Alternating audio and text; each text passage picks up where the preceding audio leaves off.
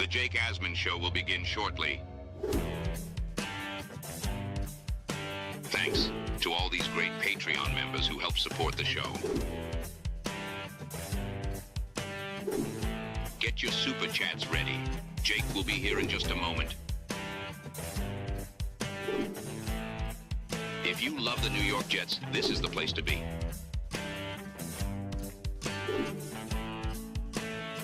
And now, the Jake Asman Show.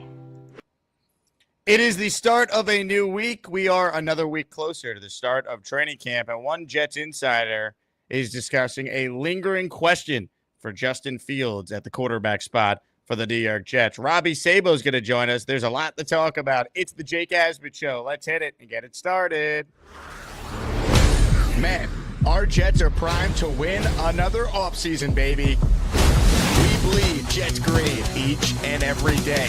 Will the playoff drought finally end? Kings of the offseason, baby. This is what we do. At least we have Garrett Wilson. We have Breece Hall. Please subscribe and hit the like button below. Super chats, baby. Cut the line. We have Sauce Gardner. We have Quinn Williams. Prepare to be underdogs. Now it's time to talk all things New York Jets. It's the Jake Asman Show.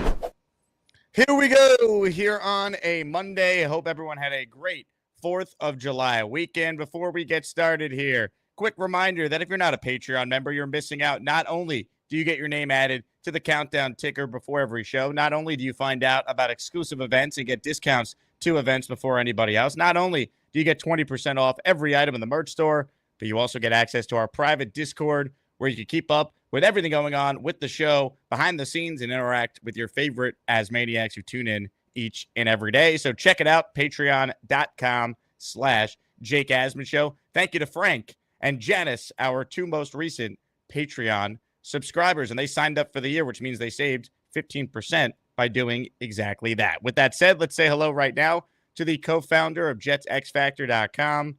He's great, always on time, Robby Sabo. Robby, happy Monday, my friend. How are you? It was a smack talk going on in the chat already. What's going on? I see it. Don't think I don't see it. And folks, you know, this Sabo fella might have he may have a problem with authority, meaning if he knows that, you know, being late gets to certain folks, it might be harder for him to not be late. Just keep that in mind. He gets a kick out of it. Well, you were on time today. I want everyone to know that. You were ready to roll. And I want to start with something that was actually written on your website. Nick Faria, previewing each position group leading up to training camp, he wrote about the lingering question that he has for Justin Fields, saying that he was not overly impressed with his processing speed during OTAs and minicamp. Now, Faria did note could be something to do with learning a new offense and everything that goes with that. But this was, of course, the narrative surrounding Fields before he became a Jet, that while he's physically gifted, at times he holds onto the ball too long. He's not very decisive with the ball. What do you make of those comments from Nick? Do you believe that is a real thing with Fields this summer? Yes. Yeah, I think Faria and I are pretty aligned on Fields and what he has to do. It's obviously it's mental, as 99% of the stuff for NFL quarterbacks is. I mean, everyone could throw the ball at this stage. I mean, yes, there's a difference between, you know, Chad Pennington's arm and Testaverde's arm, for example. Testaverde could, you know, wake up at 61 years of age and, you know, out of his sleep and throw a tight 15, 18-yard out-breaking sideline route. Chad could never do that, even in his prime. Sort of like Lamar. Lamar's kind of in the Pennington mold. I mean, Lamar's a much stronger arm. It's just making every throw on the field with that zip. But Fields, he has that. He could do that easily. He's got that arm. It's the mental aspect. So, you know, trying to get down the pass-only situations where he's not even thinking about run, he can't pre-configure it. If he preconceives it, then it's going to mess him up. It's going to mess him up in those traditional dropbacks. But if he just plays and feels natural, that's the way he's going to break out and improve in terms of the passing. So I think, you know, if you're Engstrand and Glenn, get him going early in the season, you know, as best you can. And it doesn't matter how you get him going. If you get him going rushing, do it. You just got to get him feeling good early in the year, and that'll be the best chance. To me, when it comes to Fields, it's going to be interesting to see just what their plan is, because we know about his physical gifts as a runner. He ran for over 1,100 yards rushing in a season a couple of years back.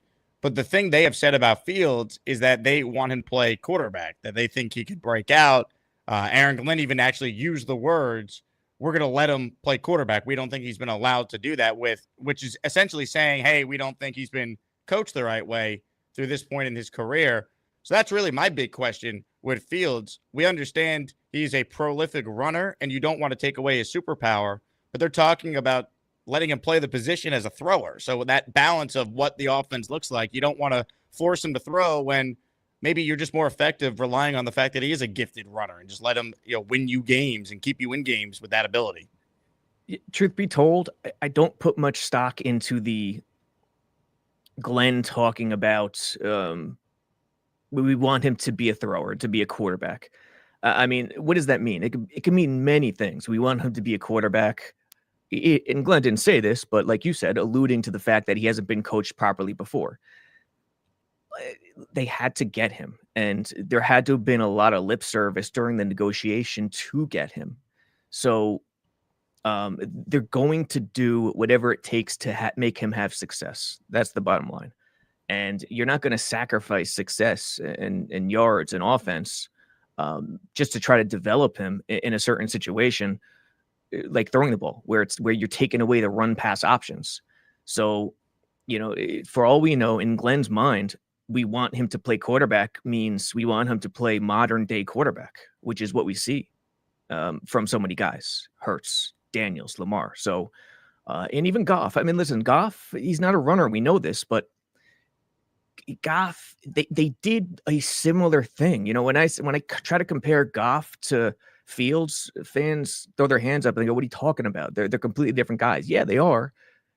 Goff can't run, but if you look at the systems, McVay, yeah, he still had some run pass stuff, no question, and he did one read stuff. But Ben Johnson in Detroit raised it up to an entirely different level and took the decision making out of his hands. And I think that is a new age way of trying to coach and play call for quarterbacks that I think Engstrand and Glenn are entirely locked into with Fields and the Jets.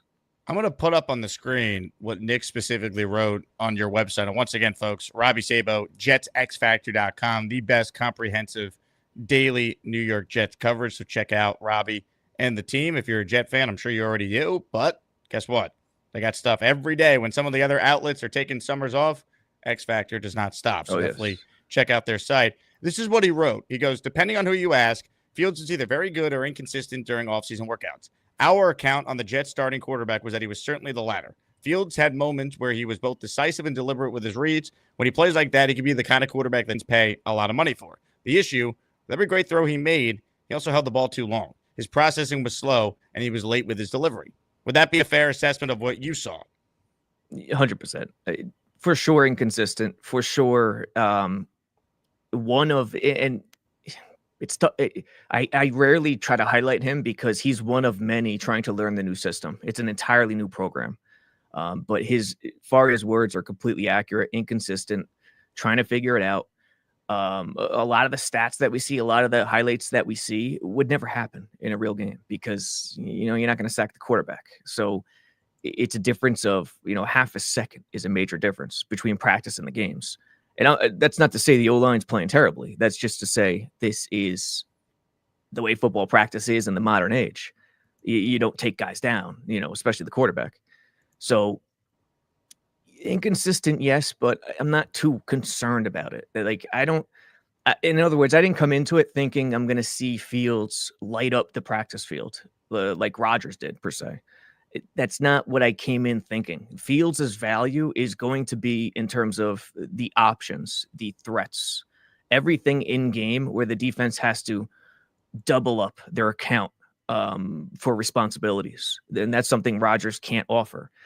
So if you're going to evaluate Fields on practice, you're missing the boat.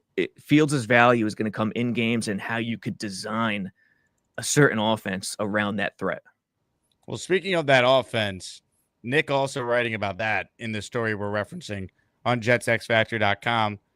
He writes about this question for Fields in the offense. Does the offense evolve with time? Saying offensive coordinator Tanner Engstrand has a difficult task this season. He has to build an offensive system that fits what Fields does well, while also trying to incorporate some of the things he was able to build in Detroit. Fields isn't the same kind of quarterback that Jared Goff is, though. So while Jets fans may hope for passing principles similar to those of the Lions, it's a safe bet that their offense will focus more on RPO, zone read, and similar one-read options, focusing on the running game, will be a primary objective for the Jets. Would you agree with this assessment? 100%. And yeah, there won't be RP. See, Detroit ran RPOs. Detroit runs RPOs. The zone read is the stuff that's not going to be there because Goff doesn't have the legs. And the running game is going to be similar. Detroit's rush first. Jets are going to be rush first. And I'm sure Jets fans have seen the stat, Fields not winning when trailing. I think it's 20. I forget what the stat was. It wasn't pretty. It's similar with Goff and Detroit. They're not comeback kids. That's not the way they're built. They're built to play in front. They're a rushing team. That's how it goes when you're a rushing team. So it's not going to be identical to Detroit, but theoretically, in principle, it's very, very similar because it's going to be a lot of one read, a lot of RPO, a lot of rush first, a lot of taking the passing decisions out of the quarterback's hands, yet allowing him to have dual threat decisions, run pass, and that's zone read, RPO. So it can work. It can work. Can the O-line come together, and are they coached right? I think it starts there. Hit the like button if you're just tuning in. We're talking with Robby Sabo, his weekly spot on the show, going through a story that was released on JetsXFactor.com, focusing in on some of the big questions involving Justin Fields and the quarterback situation. First super chat of the new week comes from Black Gypsy, who celebrated the birthday yesterday. So happy birthday again to Black Gypsy. He writes in, for Fields to be successful, he needs to rush for 100 yards per game. Him throwing the ball a lot is a disaster. He needs to copy Jalen Hurts. Your thoughts on this super chat here from Black Gypsy?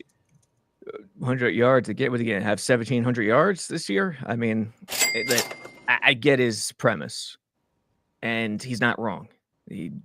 But it's going to be, if you're looking for field success, okay, I get the premise. If you're looking for team success, it's not exactly about Fields' yards. It's about the threat that he presents. And when you're going to start the season, yeah, the defenses have to account for him off the edge. RPO, everything. The edge can't pinch down, can't crash, can't go down the lines, got to stay home. And if that ramps up week to week and defensive coordinators are taking notice more and more each game, that's the real team success. So we'll see if that happens.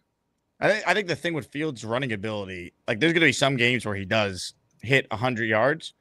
I think there's also going to be games where if this team is the way we hope they're designed to be, Brees is having that 100-yard rushing game. Braylon Allen is having 50-plus on the ground. Brees is having another, 75 to 80 rushing yards. Like that to me is like the balance we're hoping to see. And I think Brees' value also will be as a receiver. Like I truly hope this offensive coordinator is able to get the most out of Brees Hall because I still believe he's never been utilized fully to what we think he could do. And that's my big thing with Brees kind of being, the leader of this offense, so to speak.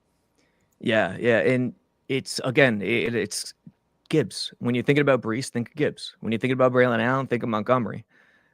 Montgomery and Braylon Allen straight ahead, north-south, hit the hole with reckless abandon. Brees and Gibbs are more scat, could do everything. So we think rushing and we think Brees. But I think we have to adjust that mindset. We have to think Brees as an all-around attack. We think Fields, we think passing. But again, not everybody, but just in general. When you think quarterback, you think passing. Not in this offense. This offense is going for something completely different. And although we're talking about it, and we keep talking about it, when we see them in the preseason, and in week one especially, because we'll see it in the preseason, they're rushing the ball, but it's going to be vanilla. They'll throw in some zone reads, RPOs. But week one against Pitt, it is going to look foreign to anything Jets fans have ever seen in their entire life with their team. Ever. Brand new. First time ever. It's going to be a completely novel idea. And it it'll madden some Jets fans when they fall behind early and they're still rushing the ball, but that's their identity. That's what they're going to go with. How well are they coached? And again, starts at the O-line will be the starting point for sure.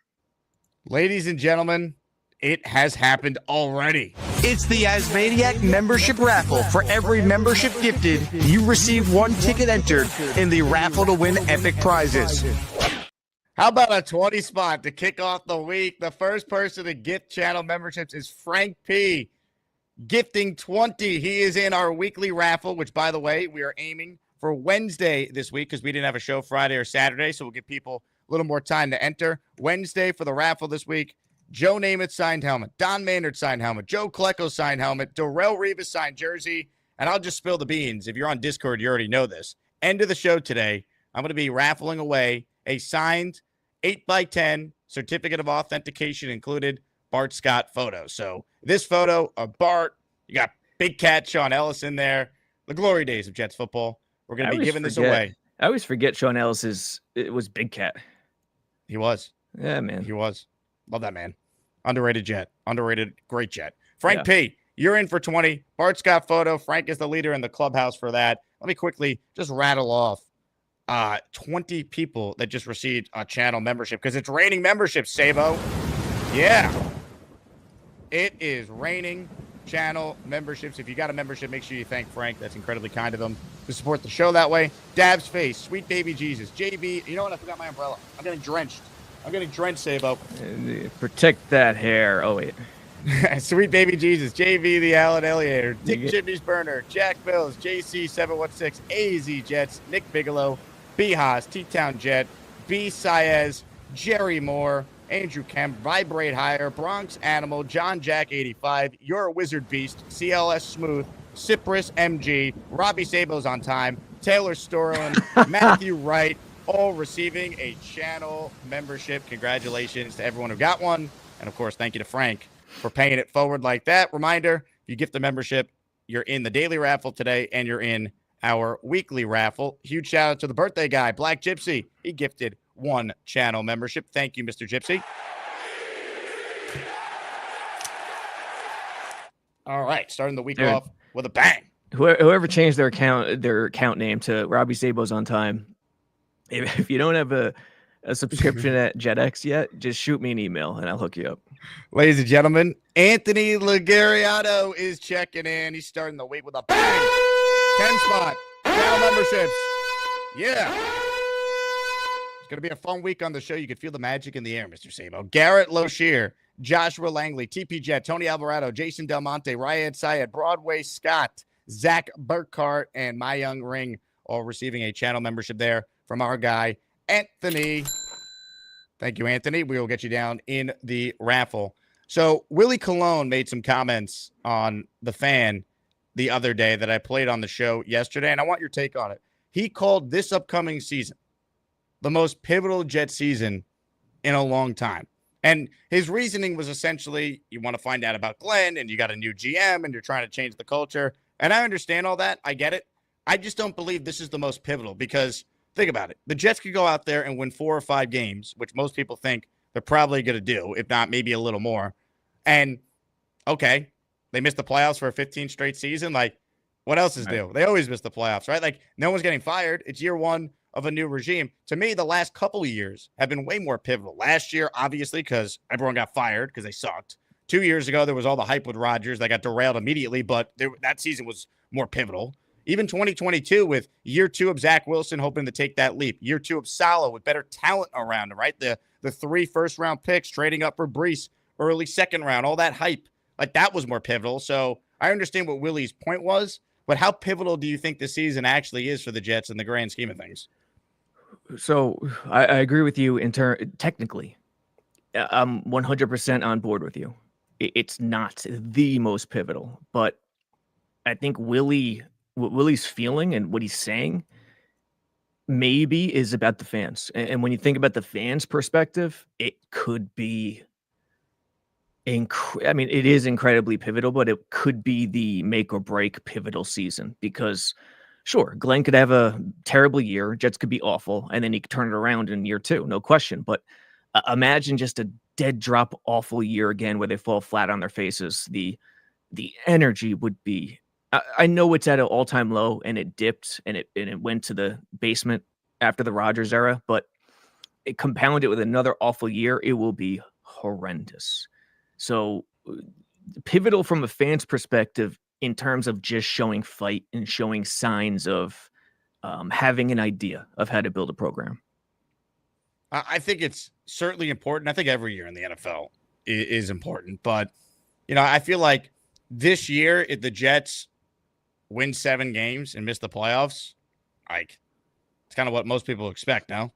Yeah, but see, I think that's a far cry compared to, falling flat on their faces, with 3 wins or 4 wins. And that's in terms of being pivotal, that's a very different marker. And I think it from Willie's perspective, take away the technicalities and just overall fan momentum and feel and culture and feeling good about something on the horizon, I think it's critical. We could use a fun season, just like fan morale wise. Yeah, dude. Like the McCown season. Remember, it wasn't successful, 2017, but it was fun. It was fun for a while. They were 5-8 before he got hurt, and then they lost the last 3. Yeah, and what were they, 3-2 to start? I think they were. Yeah, 3-2, and it was the same off. It was the same. The off season before it, people were proclaiming it was the worst roster in the league. I remember Daniel Jeremiah at the draft said this is the worst roster in the NFL. And I battled it and went against that. I didn't think it was a good roster, but I didn't think it was the worst, not even close, because they were getting rid of old guys, Decker, Harris. They were shedding a lot of age. So it was being overrated in my mind. But produce some fun. Produce some fun for the fans. Chris writes in, I think what he means by pivotal is that he's thinking the Jets absolutely can toss a monkey wrench into that AFC playoff mix with Kansas City, Buffalo, Cincy, Baltimore. I mean, the path for the Jets to be better than we think, like 9-8 and sneak in, is they got to be good against the teams in their own division. Like, I don't believe in the Miami Dolphins. The Jets have to prove it, but I think the Dolphins at 8.5 is way too many wins for them. I don't like the state of their defense. I don't trust Tua to stay healthy. Their backup is now the married man, Zach Wilson, which to me is just like coaching malpractice to go into the year with that guy as your backup. It might be coaching malpractice to get married on his part. I have some serious doubts about the Dolphins. Like, the Jets have to beat New England. They have to beat Miami. Those are going to be like the swing games, and whether or not, this team is 6 or 7 wins or maybe 9, maybe all goes well, an 0-6-like season out of nowhere, a 10-win type of season, assuming the quarterback is better, the defense rebounds, and the coaching is really good. Yeah, dude. I know I shocked you like a month ago or so when I said I think my radar is at 8 wins right now, 8 and 9, and I really don't think it's crazy because they do have talent. They really do have talent. They just need an idea up front. Like, imagine they had coaching last year. And when the haters of Rodgers and people who are disappointed in Rodgers and all this, they wave off the coaching entirely too much. But in football, it matters so much. And I keep saying it, but like, look at Sam Darnold. I mean, come on, guys. Do we really think Darnold is the next coming? Based on stats, if you just looked at the stats this year in a vacuum, you'd think he's on track to be Montana. That's not the case. Darnold, while he probably improved for sure, he improved with coaching. He improved with having a plan behind him, in front of him, with O'Connell, with Shanahan before that. So it matters to a great, great degree. And the Jets of the Rodgers era could have done a lot of damage if they had the right plan. Ryan McCarthy is joining the raffle for 1 entry. Thank you, Ryan. Your gifted membership went to listener Michael Palmermo. So congratulations to Michael. By the way, if you are a channel member, you have the honor and the privilege, if you missed it live yesterday, to go back and watch the full segment of our of our monthly Asmaniac top 10 rankings for the month of June. That's right. The top 10 is out. You could check it out. Thank you to ChatGPT for making this Kyle Clifton thumbnail. So check it out, and you could see who came in at number 1 through 10 and who the honorable mentions were. Thank you again to Boomtown and our committee for their work in putting this together, baby. Also, I just noticed ChatGPT screwed up the thumbnail. Look, they misspelled Asmaniacs. It's Yes. Asmaniacs. Those Thank bastards. you, ChatGPT. Who says AI is smart? Yeah. They'll never take us over. Not me. Not me. No. Ladies and gentlemen, hit the like button if you haven't. Comments, questions, your super chats. They cut the line. We are presented today by my friends at Circa. Circa Million and Circa Survivor are back with a massive $21 million in guaranteed prizes. Circa Million. Pick 5 games against the spread each week. 126 ways to win with $6 million guaranteed. Circa Survivor, 1 pick a week, no point spread. Last the longest to win it all. $15 million guaranteed. Enter in Nevada, play from anywhere. 21 million guaranteed. Visit circasports.com for details. The best pro football betting contests are at Circa. We will be out there in late August, August 21st and 22nd, broadcasting our show. We'll have a bunch of great guests on that are in the NFL space, previewing the Jet season. But if you're going to Vegas, stay at Circa. If you're a sports gambler, join the Circa Survivor or the Circa Mega Millions. These are the best pro football betting contests you are going to find. Let's bring Robby back on because we got a super chat here from David. He is in the Asmaniac raffle for 5. Thank you very much, David. Jared Goff had comeback wins, including the Lions beating the Texans 26-23 after being 16 down at halftime. 2 second-half takeaways made a huge distance at Houston. Much like with Goff, Jay Fields can pull it off if others step up. Well, that game, I think Goff threw like 4 picks. It might have been even more than that, but he threw a lot of picks that night, and the Texans just could not put Detroit away. It was a brutal Texans loss from the other side. Yeah, good call. I mean, to be fair, Detroit has had comebacks, no question. But it's like it's one of those things where it didn't come until the late stages after they became a juggernaut. When they were building this thing rush first, that wasn't the case. So if the Jets reach that level where they have the best O-line in the league, weapons up the wazoo, the best play caller in the league, yeah, you could be everything you want to be. But still, if you're down, are you going to take, for example, if you're down in a game, are you taking Burrow in his offense, Mahomes in his offense, or Goff in his offense? For me, it's easy. Comments, questions, super chats, cut the line, ask away for anything you might have for Robby Sabo. Ladies and gentlemen, a holy bleep from John, $100 super chat, $99.99. John says, can't wait to go to training camp and watch these guys really go at it. Fitting that he wrote can't wait because John just bought himself 20 raffle tickets and our signed 8x10 certificate of authentication Bart Scott photo that I will mail to a lucky winner at the end of the show. But first things first, a huge shout out to John with this massive, monstrous $100 super chat. Get your ass off my super chats. Some of these are gifted memberships too. Hey. The hell with it. Unbelievable. John, thank you very much, my friend. Good luck in the raffle at the end of the show. Comments, questions, your super chats. Cut the line. We're going to mix in some calls with Robby, as we always do on the show. So first up today on our Gustbuster umbrella hotline is... Well, there's a feller they call Charleston Jets rude, 'cause he calls the show nude, never wears a shirt. And some folks, they don't think he's got pants on either. It's a gosh darn nudist camp. Let's hear it for that Charleston Jets Rube and see if he has any Jets points today. Hey guys, how are ya? Mr. Rube. What's up? Robby the Great, how are you, sir? Good. What's up? No shirt, no shoes, no service. What's up? You damn Skippy. I don't need no service. No, my thoughts, just thinking about how the Jets can, hit that 9-8 and squeak into the playoffs this year. I know it sounds crazy when you say it, but what are the odds that the Jets can have 3,000 rushing yards? If you do the math, it'd be about 1,350 for Brees, about 750 for Fields, maybe like 500 for Allen, 300 for Davis, and then you got maybe 100 other yards mixed in with like maybe end arounds and things like that. Do you think that's a possibility? I don't even, what's funny? I never even think about total team rushing yards. Like who led last year The record in the NFL is the 19 Ravens who did 32.96. Yeah. And if you can believe it, the second is about 31.50 with like the 78 Patriots. Okay, and that's they went to 16 games, I think, at that point in Yeah. 78. One of the first seasons was with 16. Listen, 17 games, you never know. You never know. I doubt they get to 3,000. You got to give them some more time for sure. But I understand what you're thinking and how you're putting it together. Break it up again. It was 13 for Brees. What else?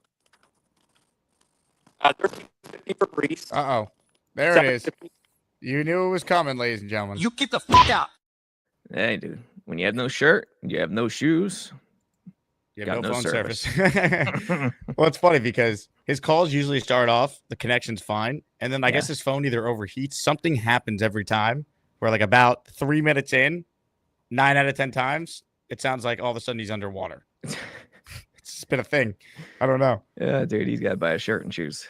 Ladies and gentlemen, our next caller is a big star, or was a big star, I should say, during the month of June. I believe he finished in 4th in the AsmanJake Power Rankings. And I asked ChatGPT to put him in the thumbnail because this will be our next channel emoji when we get enough channel members, which are still like 100 or so away from that. Ladies and gentlemen, it is time to say hello to one of our dear friends. He goes by many names, and when he calls in, it is your job to guess where he's calling from.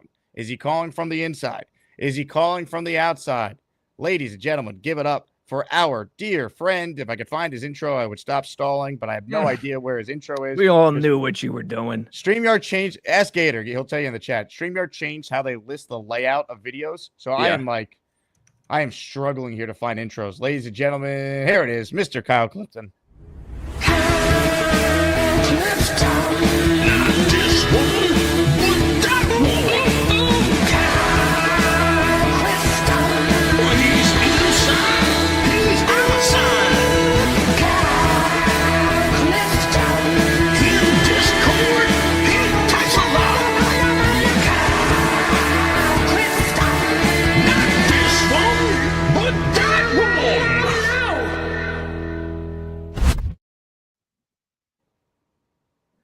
Oh, no, he's on mute. I muted Clifton. Oh. I'm here. Hello, Clifton. Sometimes I don't wait and it goes off automatically. I start just going to my spiel. Mm-hmm. StreamYard is acting all sorts of weird today.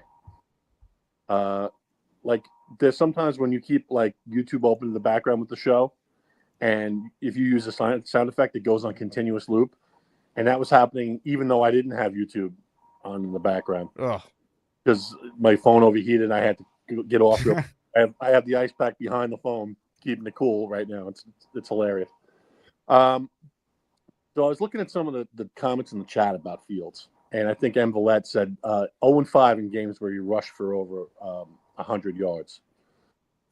But I also looked at who they were playing and what they scored in those games, and the opponent scored 34.2 points in those games that they lost. And two of the opponents that he happened to be playing in those games were the Detroit Lions. So, I mean, it's obvious that we think Engstrand and Glenn are trying to mine something with this guy with the scheme that they have, right? Conversely, I took a look at Zach over his Jets career because he was a guy we thought was athletic, not quite Fields. He ran not even. I mean, listen, he could move, but you're never going to design something around his legs. Yeah. Right. He never used his legs enough, by the way. It would have helped him if he did. True. Right. Broke down. He should have tucked and ran. Speaking about mental, acuity in terms, it doesn't get worse than that. Yeah. He made me mental too, by the way, for dude. what it's worth.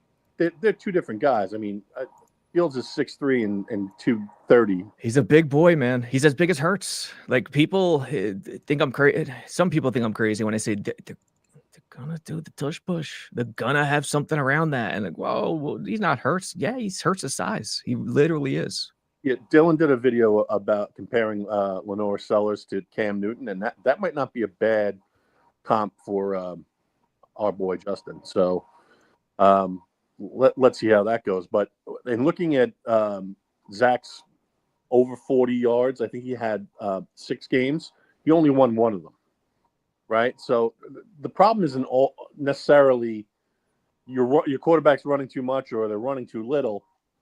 It's like game flow type stuff.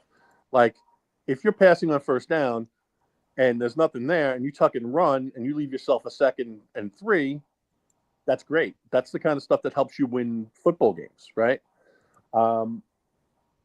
It's a matter of leaving yourself short down in distance, like, and then be able to tush push. Like when you get to midfield or beyond, like take the punter off the chessboard, man. Like this is going to be, as Robby was saying before, something we're not accustomed to seeing. Yeah. And I think that,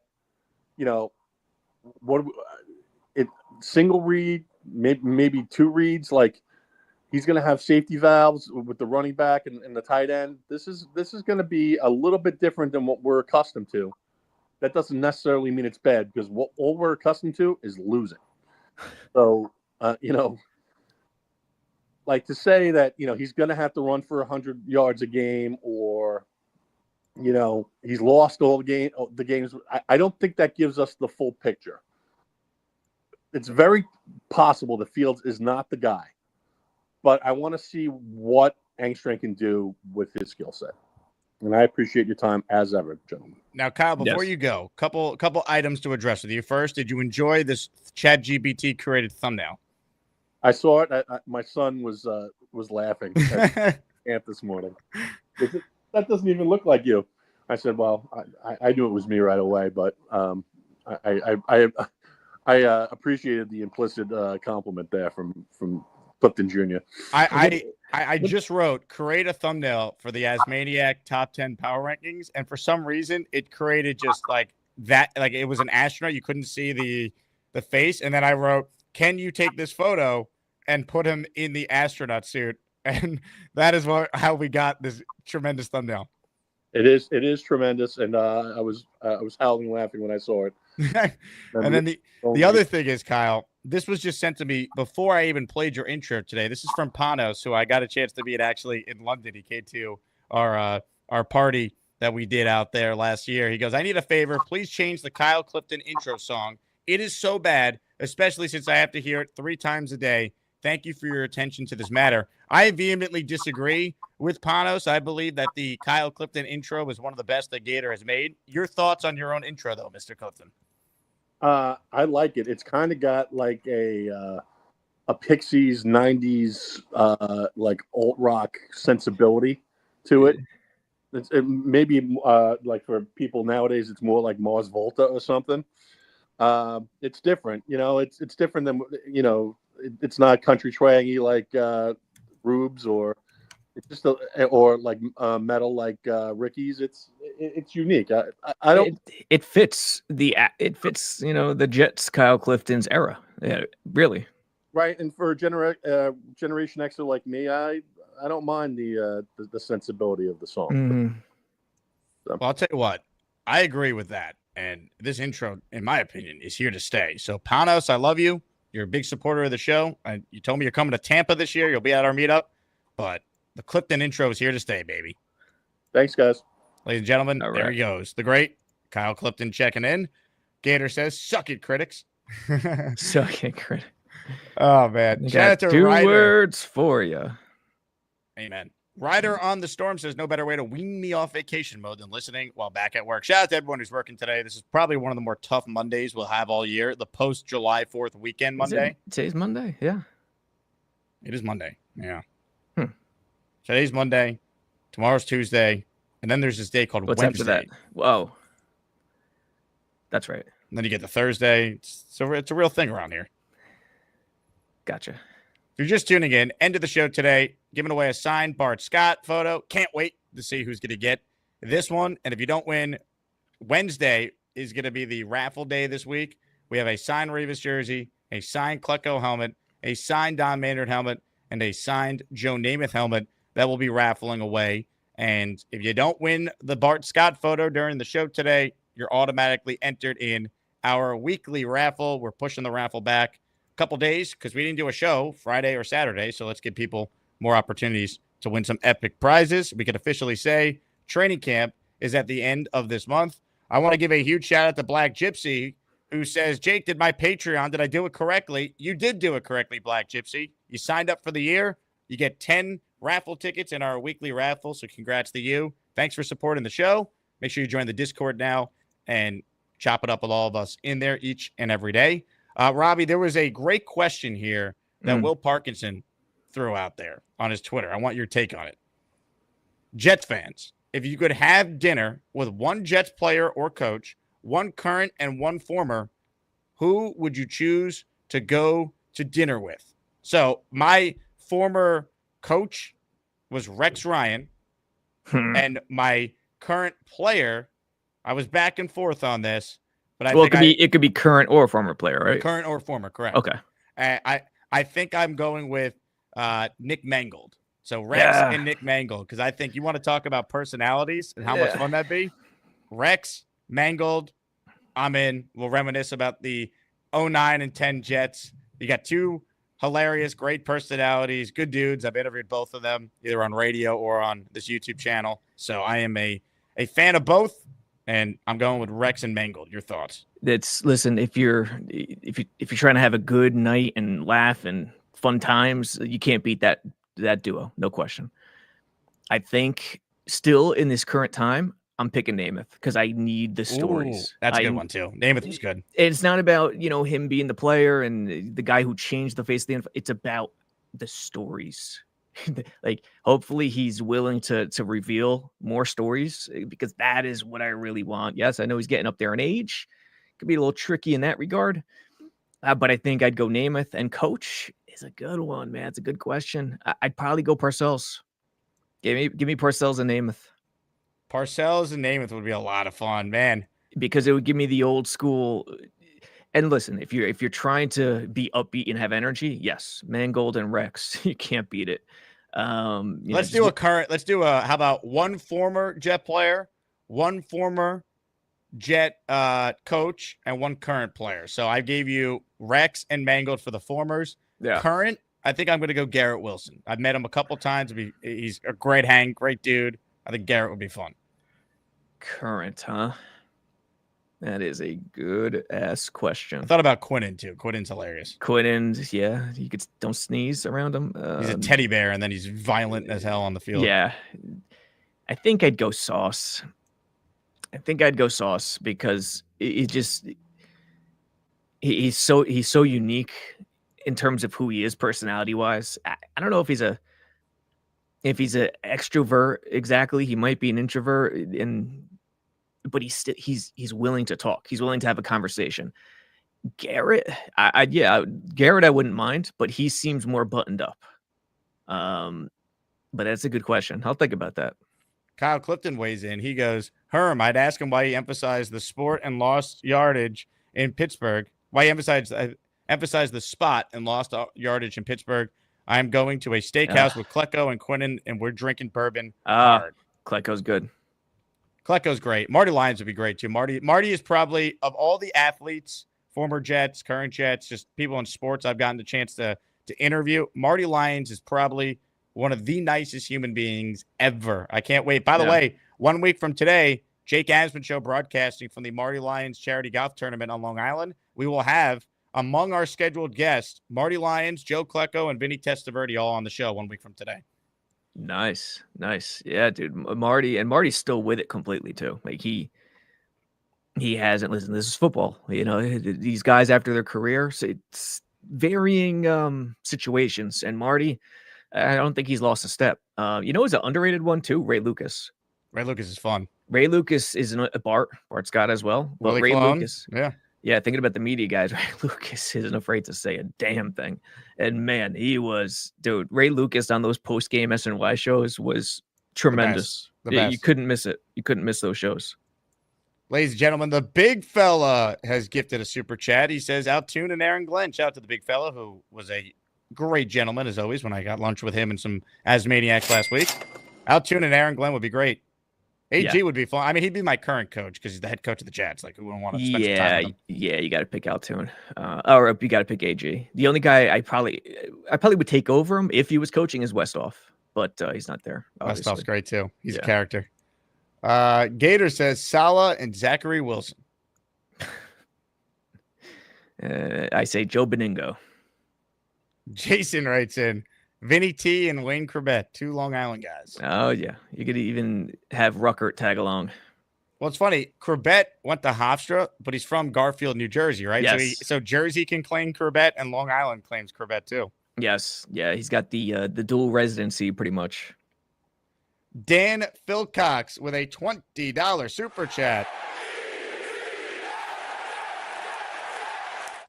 He's joining our raffle for 5. He says, Kyle Clifton. Not this one, but that one.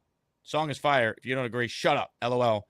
Get me in the raffle. Dan, thank you for the super chat, supporting the channel. You are in the Bart Scott signed photo raffle at the end of the show and our weekly raffles. All right, we'll do a couple more calls here with Robby before we wrap up his weekly spot. And give me a second to find this guy's intro because, once again, Gator could speak more to this. StreamYard has changed the layout of how videos are, so it is a lot harder to find anything. When did they change it? I haven't overnight, because I did a show last night and it wasn't like this, but now everything is a little out of sorts. Interesting. And there's no like search bar either, which also is a bit of an issue here. Hold on, I'll find it. I don't want to spoil who's on the line, but it's not the same if we don't give them a proper intro. God, hold on. You know, thinking is overrated. That wasn't the intro. That was just to buy me some time here. Yeah. Want me to say something? I could say something, but yeah, say something. What do you got? I'm drawing a blank. Where is this? This is tough. Gator asked me, "What do you think of the new video layout?" I go, "It sucks."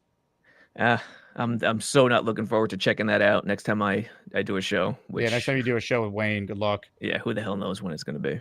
All right, I apologize. I can't find the intro. Ladies and gentlemen, he loves Florida State and to smoke and debate. Ricky NY. Boom, there's the intro. Hey, what's happening, Jake? Sorry, haven't talked to you in a while. It's not the same without your intro playing, and I can't find it.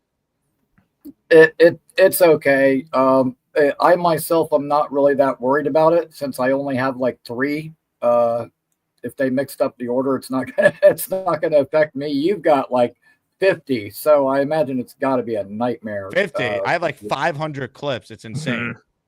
Oh my god.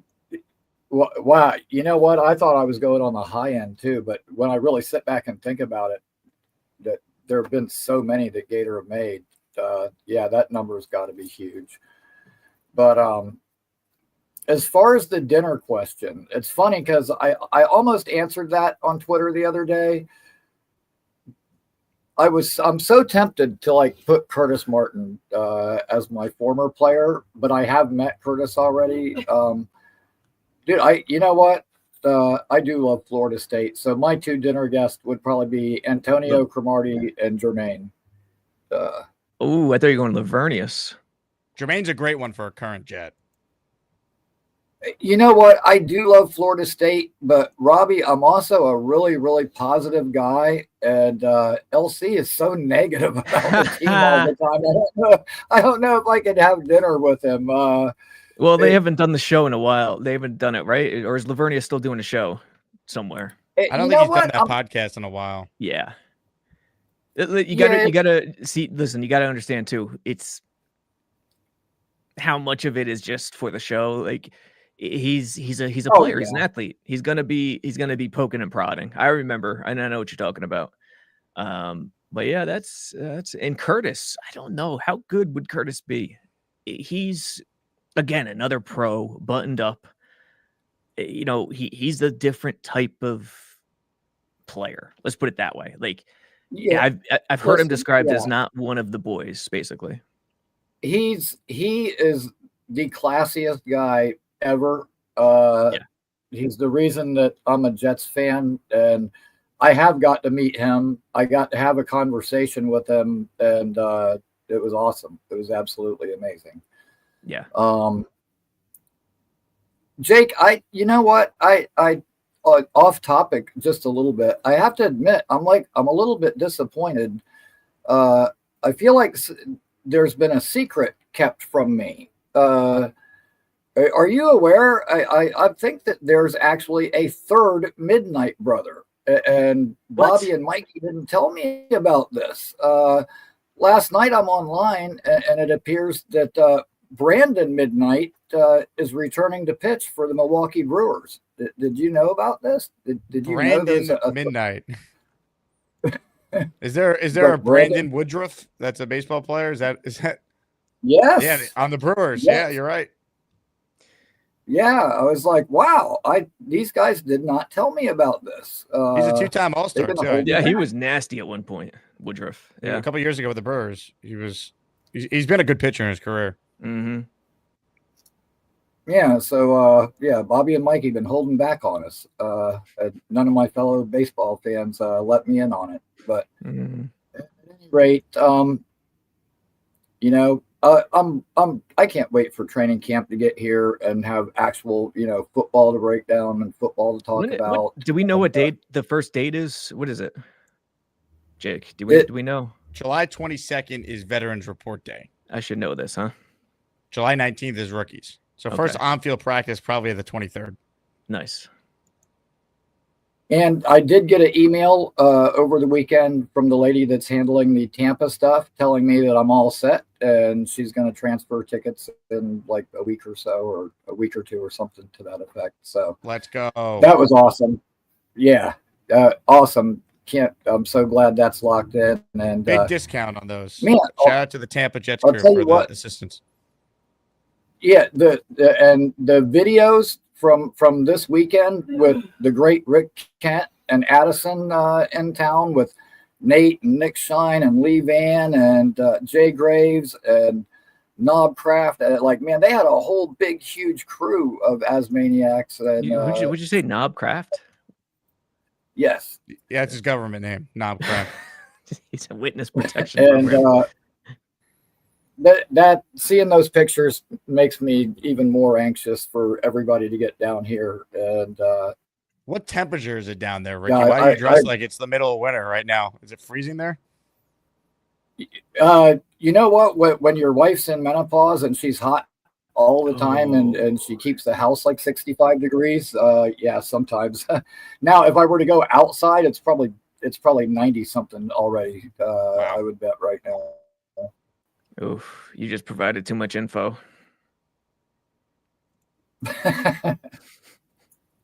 Yeah, it's a bit chilly inside right now, but that's okay because probably after the show I'm probably going to go to sleep anyway. I like it cold when I'm sleeping.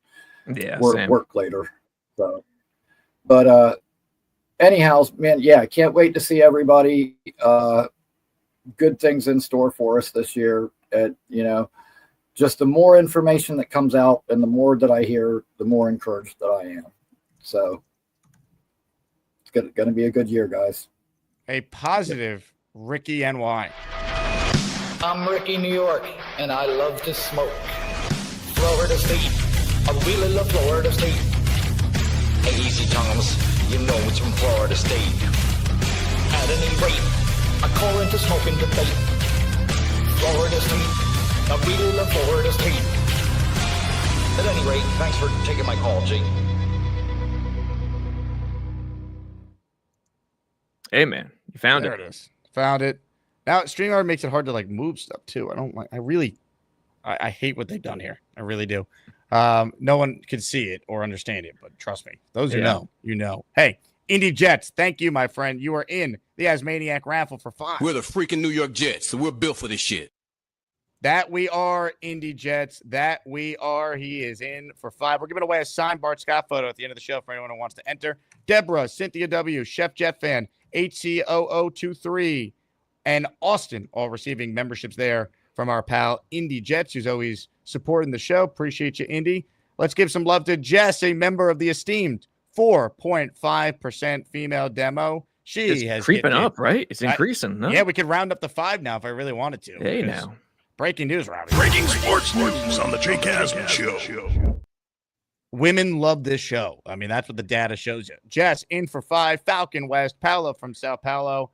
Eric Losi. Sonny Miller. J7 Truther all receiving a membership. And then one more. Dan the Jet Fan, 21, is joining the raffle for 1. He gifted 1 channel membership. Thinking is overrated.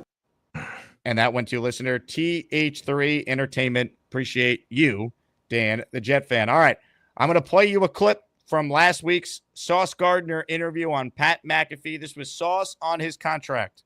My team and the Jets, they've been talking. And, we have like our goals in terms of like the contract and things like that. It's been pretty productive. But yeah, we have our goals in terms of like numbers and stuff like that. And, the Jets are aware of that. And I'm aware of like the rest of my peers, like JC, Stingley, even Pat had got paid obviously before me. But those are all guys that is well deserving of the money that they got. So, it's definitely something that my team and the Jets are talking about. He referred to the talks being productive. Do we think a Sauce deal gets done? It could get done maybe this week. Who knows? At this point, it has to get done, right? I mean, again, it wouldn't be atop the priority list for me, but I get the positives, and it's been discussed so much now, Sauce and Garrett, that in other words, Jake, could you see any negative coming if it doesn't get done at this point? Everyone showed up during off-season training. I don't think there would be negative if it doesn't get done, but the fact that they're discussing it and trying to iron it out, I think is the positive here. It's got to be. I definitely think there's so much noise around Sauce's deal, like people in the media talking about it, Sauce referring to it as being productive. Feels like, I don't know, just reading the tea leaves, they're closer with him than Garrett. I can't say they're not close to Garrett. There's just been very little news about Garrett. And, you know? Right. And listen, objectively speaking, I get it. Sauce, I think, is on, and I'm not trying to dump down on Garrett, but Sauce is just, he's so unique in terms of who he is as a player. You're not supposed to, you're not supposed to be able to move like that at his height, at his size. So I get it in that vein. I think ultimately you get it done. You have the money to do it. Sends the right message. Doesn't become a distraction. The Jets suck. There's not going to be trade rumors coming up. Mm-hmm. That I think they would trade Sauce anyway, but I think he's going to rebound and have a really good season. I love the fact he's added weight. He's had a great offseason. I am bullish on Sauce Gardner being a lot closer to what he was his first 2 years than last year. Yeah, agreed. Is he the best tackle in the world? No, but what we saw last year was very different compared to his first 2 years. In the defense, it's tough to truly evaluate guys in this defense last year because no one did the right thing for the guy next to them. It was pitiful, especially the Arizona game. You watch that tape, my God, like you just simple stuff, like playing it inside out as a safety or as a linebacker and not over pursuing and sticking inside out to make sure you protect the outside in guy who might be Sauce. Just wasn't happening. Everyone was playing for themselves and playing hero ball, and it's really tough to evaluate when that's happening.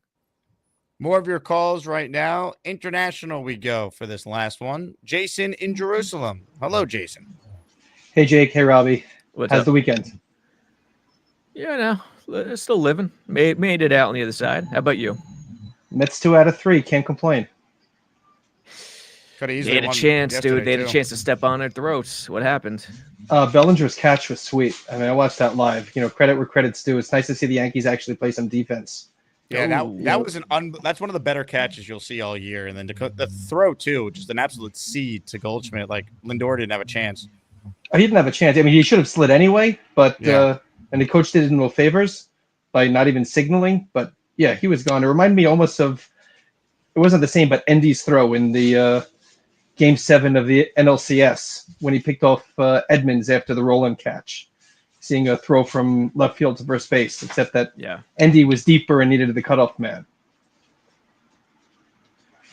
But when you list the Will Parkinson's tweet, I should say, about which Jet you would have, are you including guys who were members of the Jets, but that wasn't their heyday? Are you including the Ronnie Lotts, the Art Monks, the Ed Reeds in there?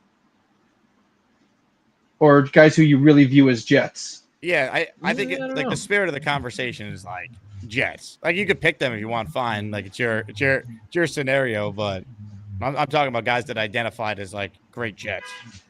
Okay. Did you identify Riggins as a Jet or no? I mean, he was pretty sweet beforehand. He was good, and it was a mistake letting him go. I don't know. Jake's call right there.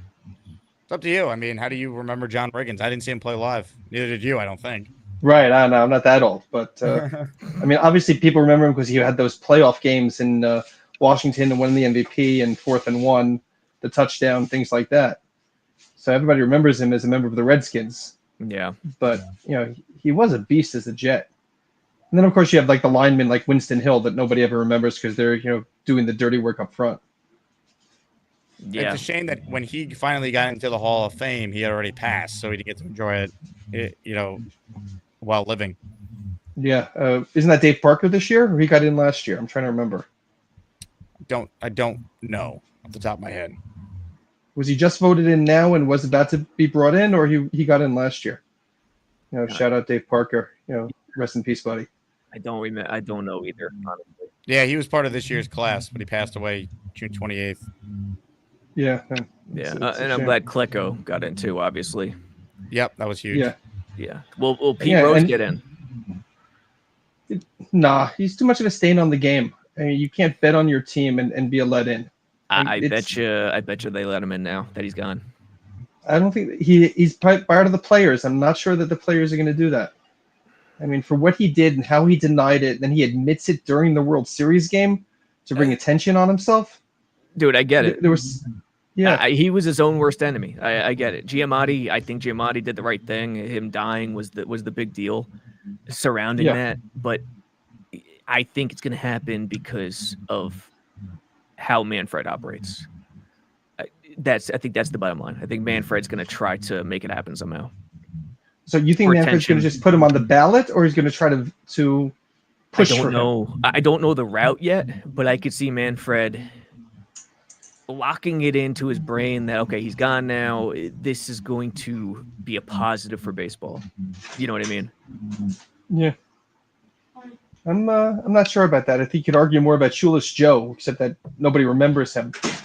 Yeah, man. The movies really did a good job. 8 Men Out, Field of Dreams. The 80s were really kind to Shoeless Joe. Great July 4th movie, by the way. Field of Dreams. Yeah, Field of Dreams is great. A lot of people, not a lot, but there's a handful of people who hate the movie, and I just don't get it. Yeah, is it a fantasy? Oh, yeah.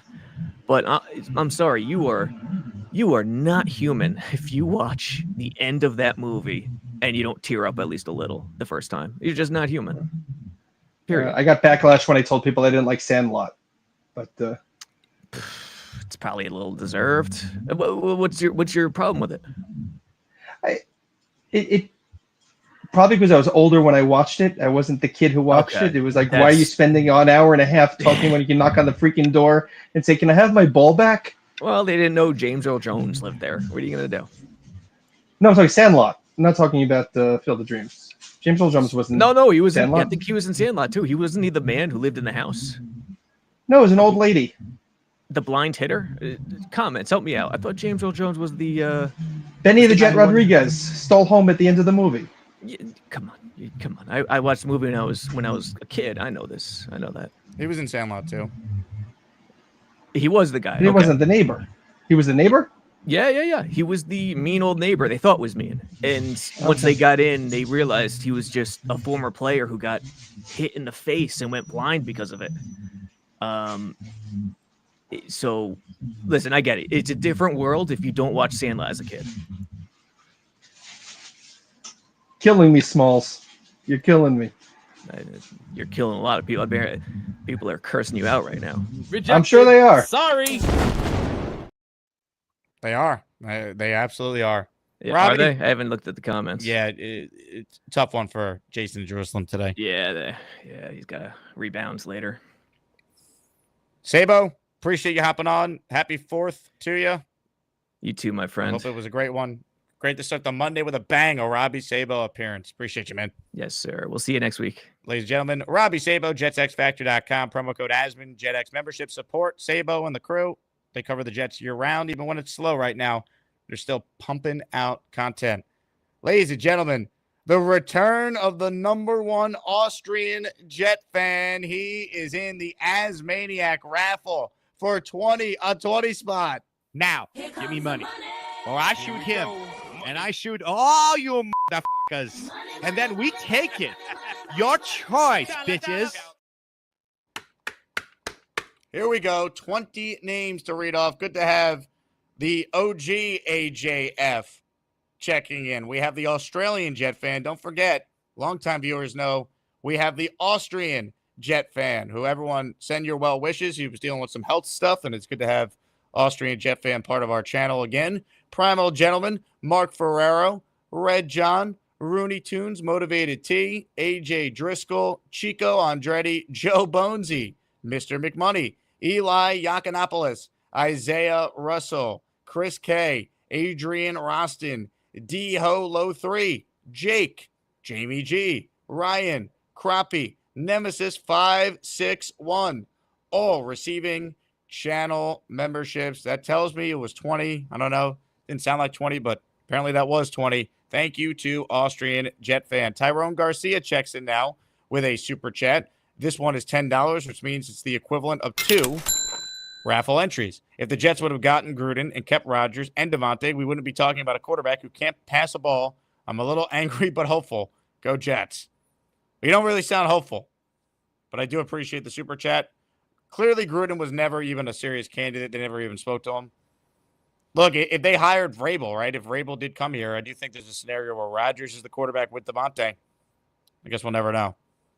But it seems pretty clear that knowing what we know now, Glenn was never going to work with Rodgers. Like, there was no scenario for that. With all the details of how their meeting went, like, the decision was already made before Rodgers even sat down in the room with them. Let's be real. Tyrone, appreciate your support as always. Comments, questions, super chats, they cut the line. Let's do some more calls, shall we? Let's head to the lair for the first time this week. Right now, we're getting some gabagool. If you really want some gabagool, you got to come get the gabagool. Catch you later. Oh, Mr. Beastbreaker. This took me 45 minutes to put together yesterday. Pretty tough. Hey, put your light on, Beast. We can't see you in Very your attic. tough. It's Global Studio headquarters to you. My apologies. This took 45 to do yesterday. What is Very it? tough to do. Come on, you should know who this is. You're the man that goes, I see you with that little laser, you little dickhead. Oh, just a poor. Go get me a laser so I can shine in a day. I bet you're still a little virgin here, you little peckerwood. Now let me play guitar, okay? Thank you. Oh! That's Dave Mustaine. And I also have 2 rare comics that you're not going to find. Not here in America. And I'm about to go pull them out of the studio. I have no idea what he's talking about right now. They're brand new. Very hard to beat. Very hard to find. Metallica, baby. Give us a little Enter Sandman. No, this is the 1989 one from the Justice Tour. Okay, and thank you. A rare 1992 Big Van Vader, the comic. JD says, Beast, that you waste more time than any human in mankind. Do you Oh, agree? blow it out your ass, buddy boy. Or in the words of the great Mean Gene, hey, blow it out your ass over here. I got guys who can knock out your kneecaps. Pat This is McAfee's rare, tank and top this is hard says to that find. it takes you Correct, 45 minutes to wash your ass. Is that true? See this, bud? Go finger yourself. Thank you. Rare to find, hard to beat. This here is the great Big Van Vader with his mask on, looking freaking awesome. This is the greatest world heavyweight champion of all time. Now, these 2 are hard to beat. This one was $40. This one was $30. Grand total came out $70. I see. That's called. You know what this looks like? Money, money, money, money, money. And since you guys were doing Sandlot, Hey, I was Beast, actually you ever doing shake this- your I was money gonna- maker?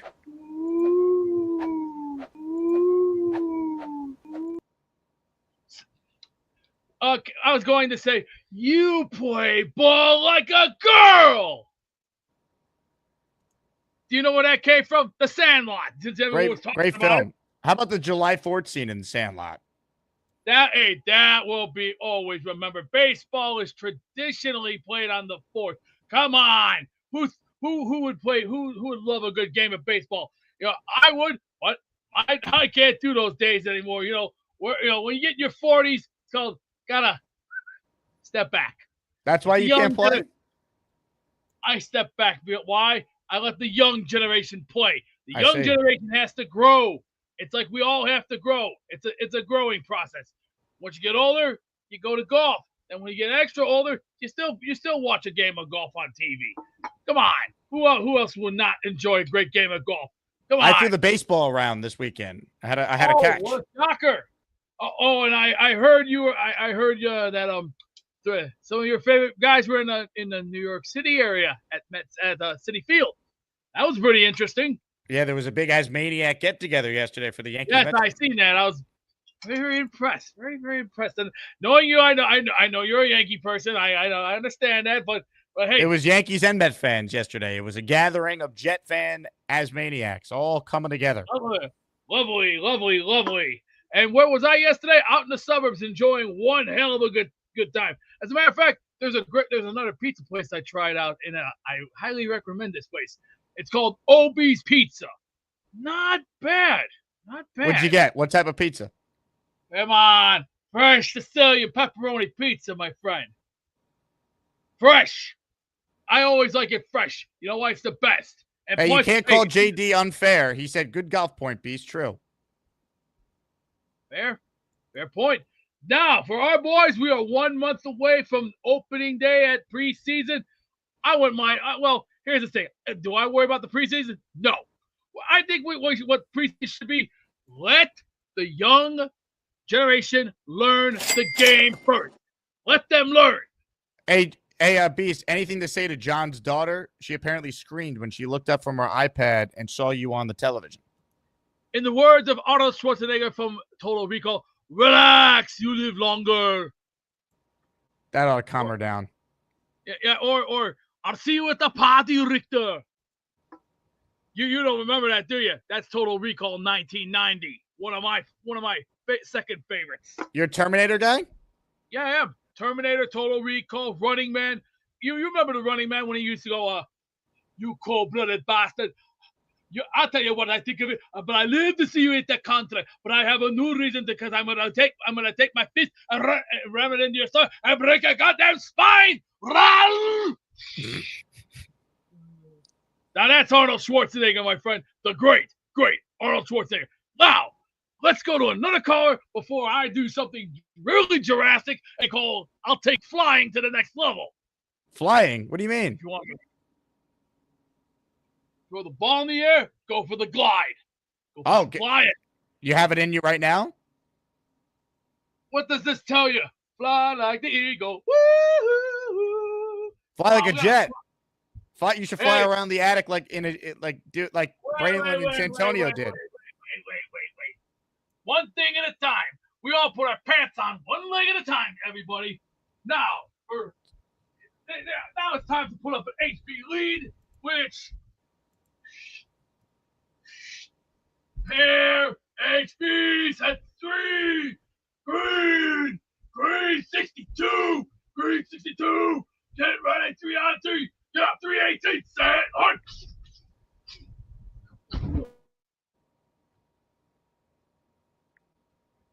I think he finally broke his internet with one of those jumps, folks.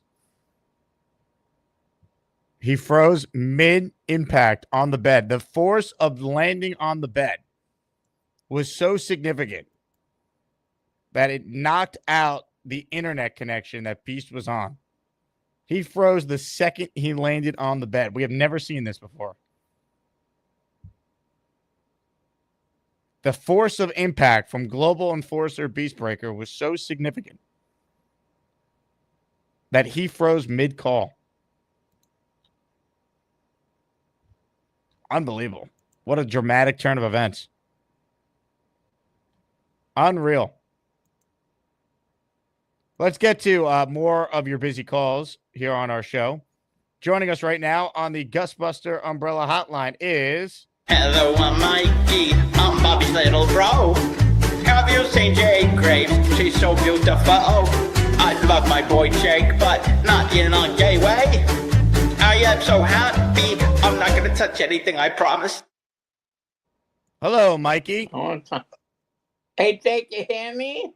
Oh, we hear you, Mikey. You hear me, Jake? Yeah. Okay, I want to lead a letter to my parents to help me out with the union. Can I read that to you guys? What is it?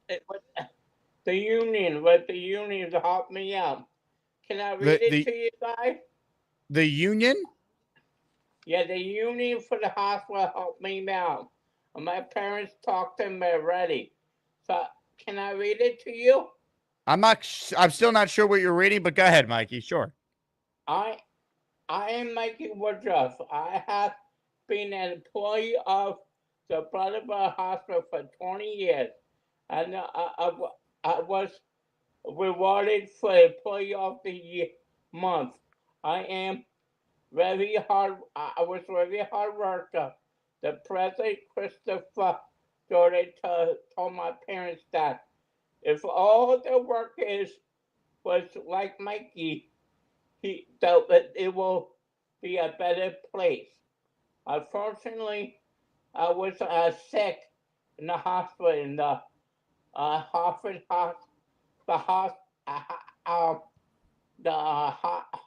Hospital in Connecticut. By losing my earned time, I cannot I have my vacation holiday pay this time, but it was stressful for since my parents is in their 70s, and I wanted to ask it 4 hours. I don't ask it too much about stuff, but I thank you very much. This is Mikey Woodruff. Thank you very much. Yeah. Mikey. My mom wrote it down. My parents gonna be with me. Mama Midnight. Yeah. And my dad too. I love you. Jake. I go see Dr. Connie. I go with Dr. Connie tomorrow too. Your buddy Rakeem. It's gonna let you know why we could go to Jets game together. Now, Mikey, are you trying to get a raise? Is that what we're... No, I was sick for a long time with pneumonia. Remember the whole pneumonia thing? No. And then when was this? I was there for 20 years, and then I got screwed up. No one gave me 4 hours. My president of the hospital is trying to help me out get the 4 hours. The president of the hospital helped me out. All right. And then he's going to fight for me. This all sounds good. I still have no idea what you're talking about, though, but I'm happy for you. Yeah, I love you very much. Is this good news, Mikey? Yeah, this is good as my parents is helping me out because they wrote a letter for me. Okay, parents wrote a letter for you, but you currently... For the union. You have the job that you have been at, right? Yeah, for 20 years, but the union came in. The union. You know, the union that come in where they help you out to save your job. The union. Are you in danger of losing your job? Well, it looks like it, but the union's helping me out. Okay, well, so we're rooting for the union then. Yeah. Go union. Yeah. Go union. All right, I'm in.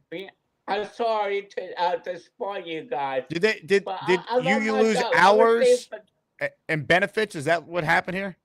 Yeah, something like that. They tried to get rid of my insurance for 20 hours.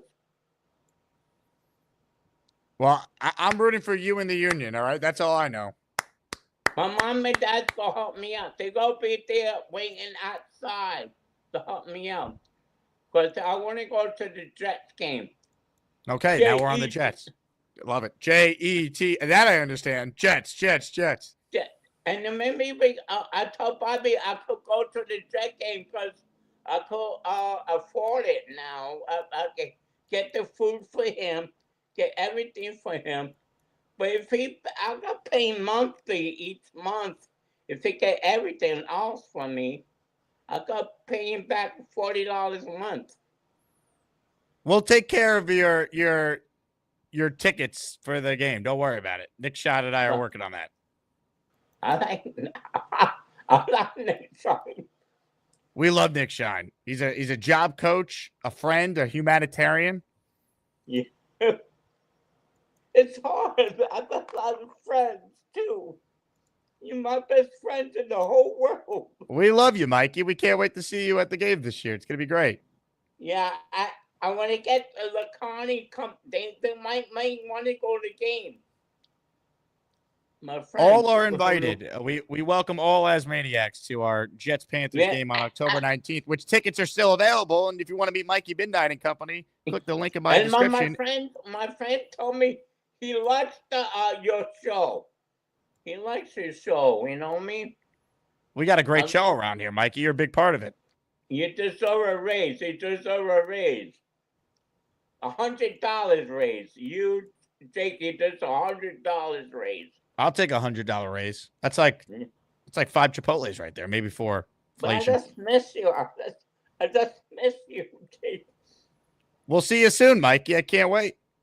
I love you. I try not to think positive. God told me to think positive. That's right. Always be positive. My friend picked me up this weekend from Albany, New York. They came all the way down to pick me up this weekend to help me out. That was so cool, right? And then when the daughter loves me so much, and she gave me the biggest hug in the whole world. Well, everyone loves you, Mikey. Yeah, I love you too. But people love you. I love you. And the whole world loves me. And I love you, Jake. I love you too, Mikey. Give us a Jet chant here. We need a Jet chant to wrap up the call. J-E-T-S, Yeah. Hello, I'm Mikey. I'm Bobby's little bro. Have you seen Jake Graves? She's so beautiful. I love my boy Jake, but not in a gay way. I am so happy. I'm not going to touch anything, I promise. We love you, Mikey. I'm still trying to follow exactly what was happening with the letter there, but people in the chat are saying something about his hours maybe being cut, and this is to get him back. Mikey's been working at the hospital, for those who watch the show for a long time now, for 20 years. But Mikey and Bobby are planning on coming to our game, our group buy game against the Panthers this year. So we're going to take care of everything for them like we did last year. Indy Jet says, for the Mikey fun. Love you, buddy. Indy, very kind of you. You're the best. People like you make this channel run year round. And you're in our raffle for 5 more entries with this. 3 Siblings says they're trying to cut his insurance, I guess, for part-time employees. Jets Worldwide. Jets make everyone cry. We love you, Mikey. Hey, Snowball, you were on hold. I was going to go to you next, and then you dropped off. Are you still in Italy? Black Gypsy writes in, Jake Allen Jet Champ, please. Why? Because he sucks. I mean, do we really want to see that guy's mug on a Monday? We know the pain of the Jet chant makes it look like he has hemorrhoids. Jets, Jets, Jets, Jets. Never seen a man struggle to chant for a team he supposedly roots for. I think it was Hennessy who had a great comment earlier. Nobody roots for more athletes that aren't New York athletes than Allen. Like, it's astonishing.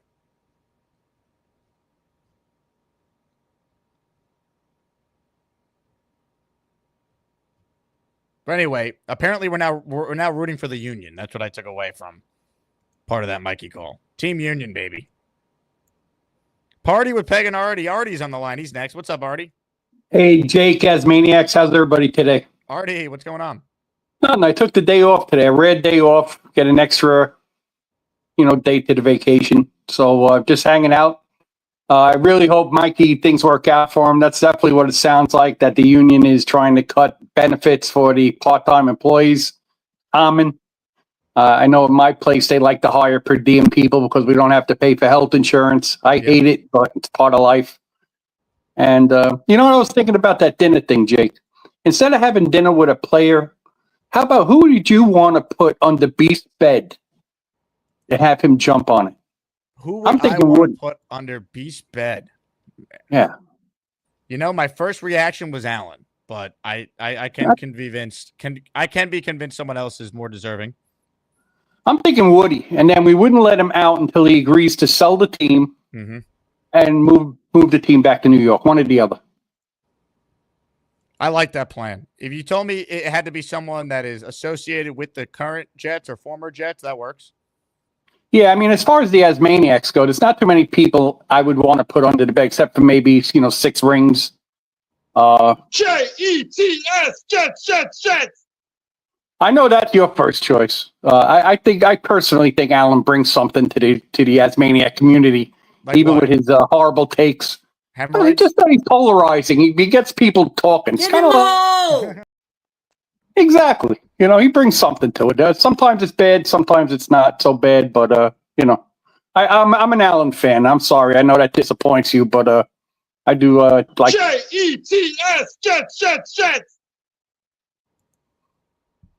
You can give me a get the fuck out now if you'd like. No, it's okay, Artie. I like you. You're Okay. you're a good guy.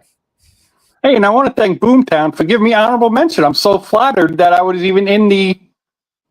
I didn't even think that was possible. Usually my calls are so vanilla. I didn't think anybody even pays attention to anything I say, but I thought that was pretty cool. We're a big fan of yours, Artie. I mean, I think the committee appreciates your consistency, your daily support, your positivity. We love your wife, Peg. I mean, you bring a lot to the table. Yeah, Peg is awesome. She definitely the better of the half. That's for sure. No doubt. Well, Artie, I'll tell you what. Keep calling in. Keep doing what you're doing, all right? We're big fans around here. You got it. Asmaniacs, have a great day. Ladies and gentlemen, party with Peg and Artie, and Peg and Artie will be in Tampa with us at our Tampa meetup this year. Let's see. Comments, questions, super chats. They cut the line. Pork of the Morning is next on the show today. Hello, Pork. Hey, Jake, what's up? You like the new hat here? Is that a Chef Jets hat? Yes, it is, Jake. I got my old I had the whole deal, the apron, everything, the mitts from the old house. Strange thing happened to me on Thursday. So the whole thing with my divorce, it never went through, right? So my wife never signed the papers. So she texts me on Thursday. She wants to reconcile. So I said, fuck it. We'll try it again. I know some people don't want me to do it, but I mean, it's my life, right? They don't have to live with me. So, but she does love the Jets. We'll put it that way. She hates Robert Saleh. Okay. This is an unbelievable phone call. Wait, so let's recap here, because this sounds like a stunning turn of events. When was the last time you guys regularly communicated before this happened? I seen her in March on St. Patrick's Day. Okay. And, we were moving forward with the divorce at that point. That's what she wanted. So I was like, okay, lady, that's what you want. That's what's going to make you happy. All right. I don't think she ever really wanted the divorce. I think it was more pride and like her family getting in the way.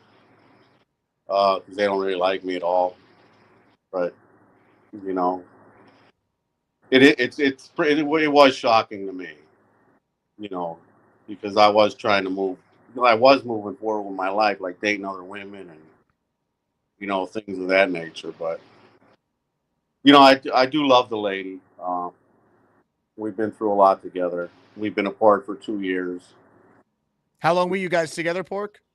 5 years. Married 5 years? Yeah. And how long were you dating before you guys got married? About a month. Oh, wow. Yeah, I moved here to Memphis, and I met her immediately. Like, we met after about a week. And we hit it off pretty good. So, But I mean, I was in a vulnerable state too at that point. Like when I moved to Memphis, it was a week after the 4th of July weekend, so about around this time. But what people don't know is my mom died like 2 days before I moved here. So, she actually died on my dad's birthday, and he died on the 4th of July, 18 years ago. So it's a strange weekend.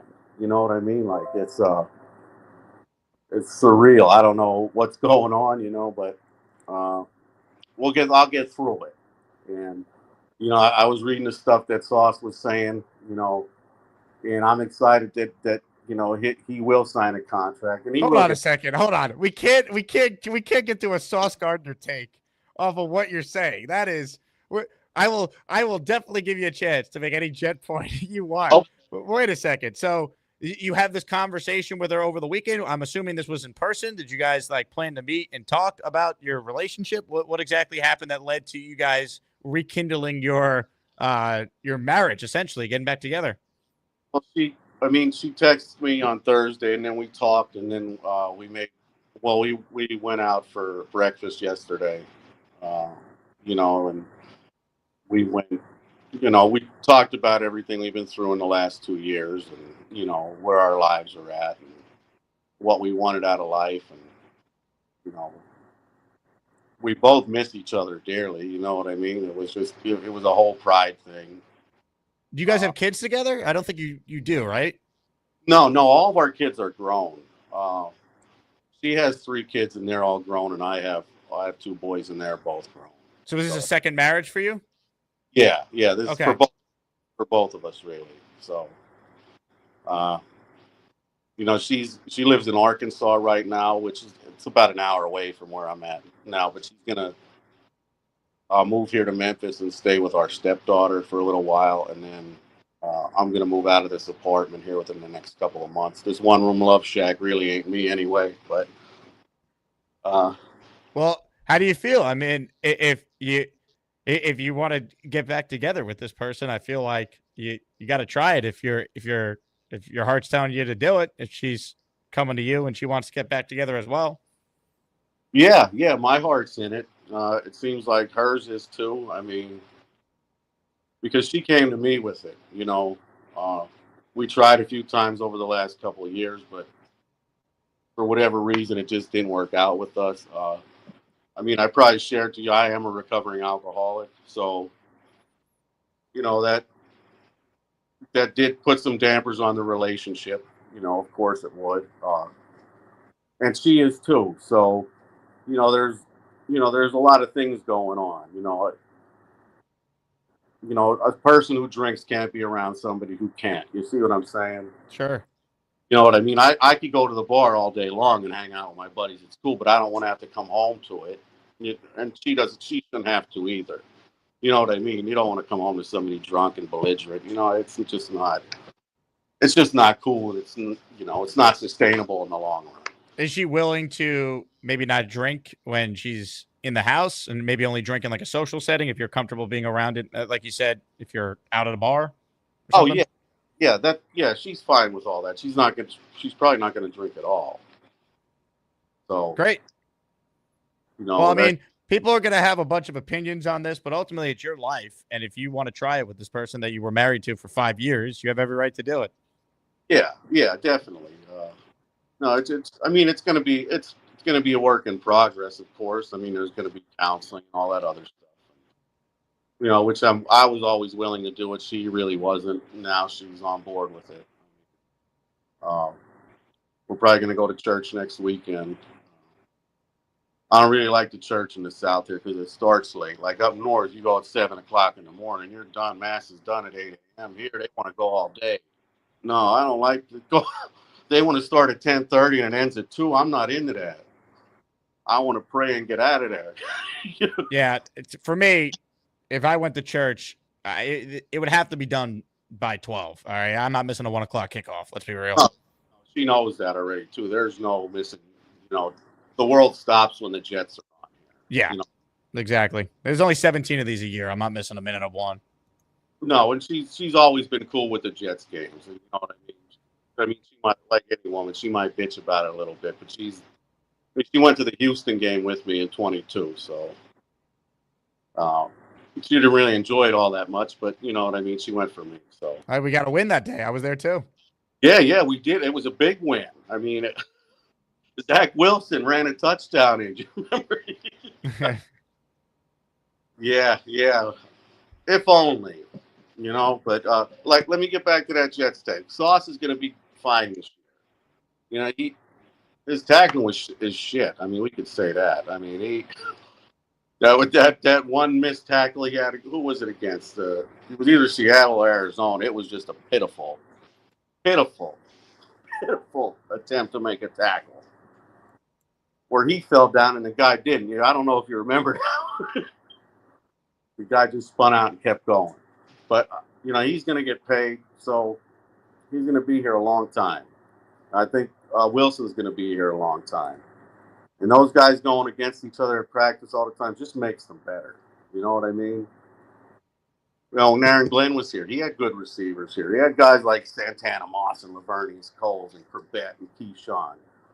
He went up against those guys. That's what makes you better, So, I'm really excited about the season. I think we got a real chance this year, but, we'll see how the men play. The offensive line is going to be the biggest thing on this team. If we could have a top 5 offensive line, I see us in the playoffs. Just the way that Brees can run, what he can do, and what I believe our defense could do if they're coached correctly. Last couple of years, we really haven't had it. Last year, the team was so poor. I mean, it was one of the worst poorly coached teams of all time. Some of those games, they were just pitiful. The Arizona game is one of the worst they've ever played. I mean, and I've seen some bad games from the 90s with Rich Kotite where the teams just quit. You weren't around then, Jake, but, oh, man, I've seen these Jets teams quit on us before. So this is a new regime, and I'm excited about it.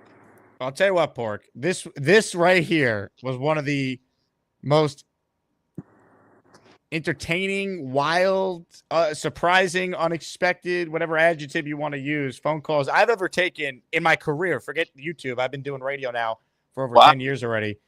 This was something. I wish you nothing but the best, happiness, all that. Keep us updated on everything. Do what your heart desires. Everyone's going to have opinions, but we don't know the situation like you do. So we're just, we're wishing you all the best with whatever comes next with you and potentially rekindling your relationship with your ex. Yeah, Mama Pork will come on the show too. If she's around, she'll pop her head in and say hi when she's around. I love it. Well, good luck, Pork. Appreciate you, man. All right, guys. Jet lag to the next life. Have a great day. Ladies and gentlemen, Pork of the morning. Now, that was something. Hey, I wish him well, man. Pork's a great guy. I don't know how we even got on that in the first place. I was just like trying to break it all down. This has been some show. JD says Jake didn't expect labor negotiations and marriage counseling from one call to the next. Blitz BK says, hey, Jake, I need career advice. Can you help? So Ryan Russillo, who I'm a huge fan of, he does a podcast. He used to be with ESPN. And he does a segment at the end of his podcast called Life Advice. Kind of feels like that's what this show is today. I love it. Life Advice with Jake Asman. Blitz BK. Season needs to get here ASAP. Ralphie writes in, Larry David says the Jets kill their fans. Jake proves the Jets save lives. Charleston Jets Troop, Jake equals Maury Povich. DD, Jake the relationship therapist. Dylan, the Jake Springer Show. Black Gypsy, Jake the Jets YouTube therapist. Boomtown, we might have a new master of the segue. That was the greatest segue in the history of the show. Hey, Jake, I'm getting back with my ex-wife after 5 years. And by the way, Sauce Gardner, I think he's going to bounce back. Like, what? We have the best listeners, man. I mean, that was something, man. Now, people are I know you're all thinking of this, right? What am I going to do for an encore, right? Which caller is deserving of following that one up? Well, I would say it has to be a caller who literally has an opinion on everything. He's pointing. Garrett Box, point at you. Garrett Box, he point at you. Garrett Box,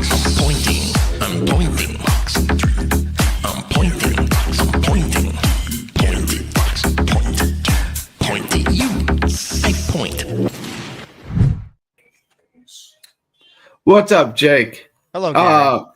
You want my thoughts on Pork of the Morning? What do you think he should do? I'm sure you have a take on that.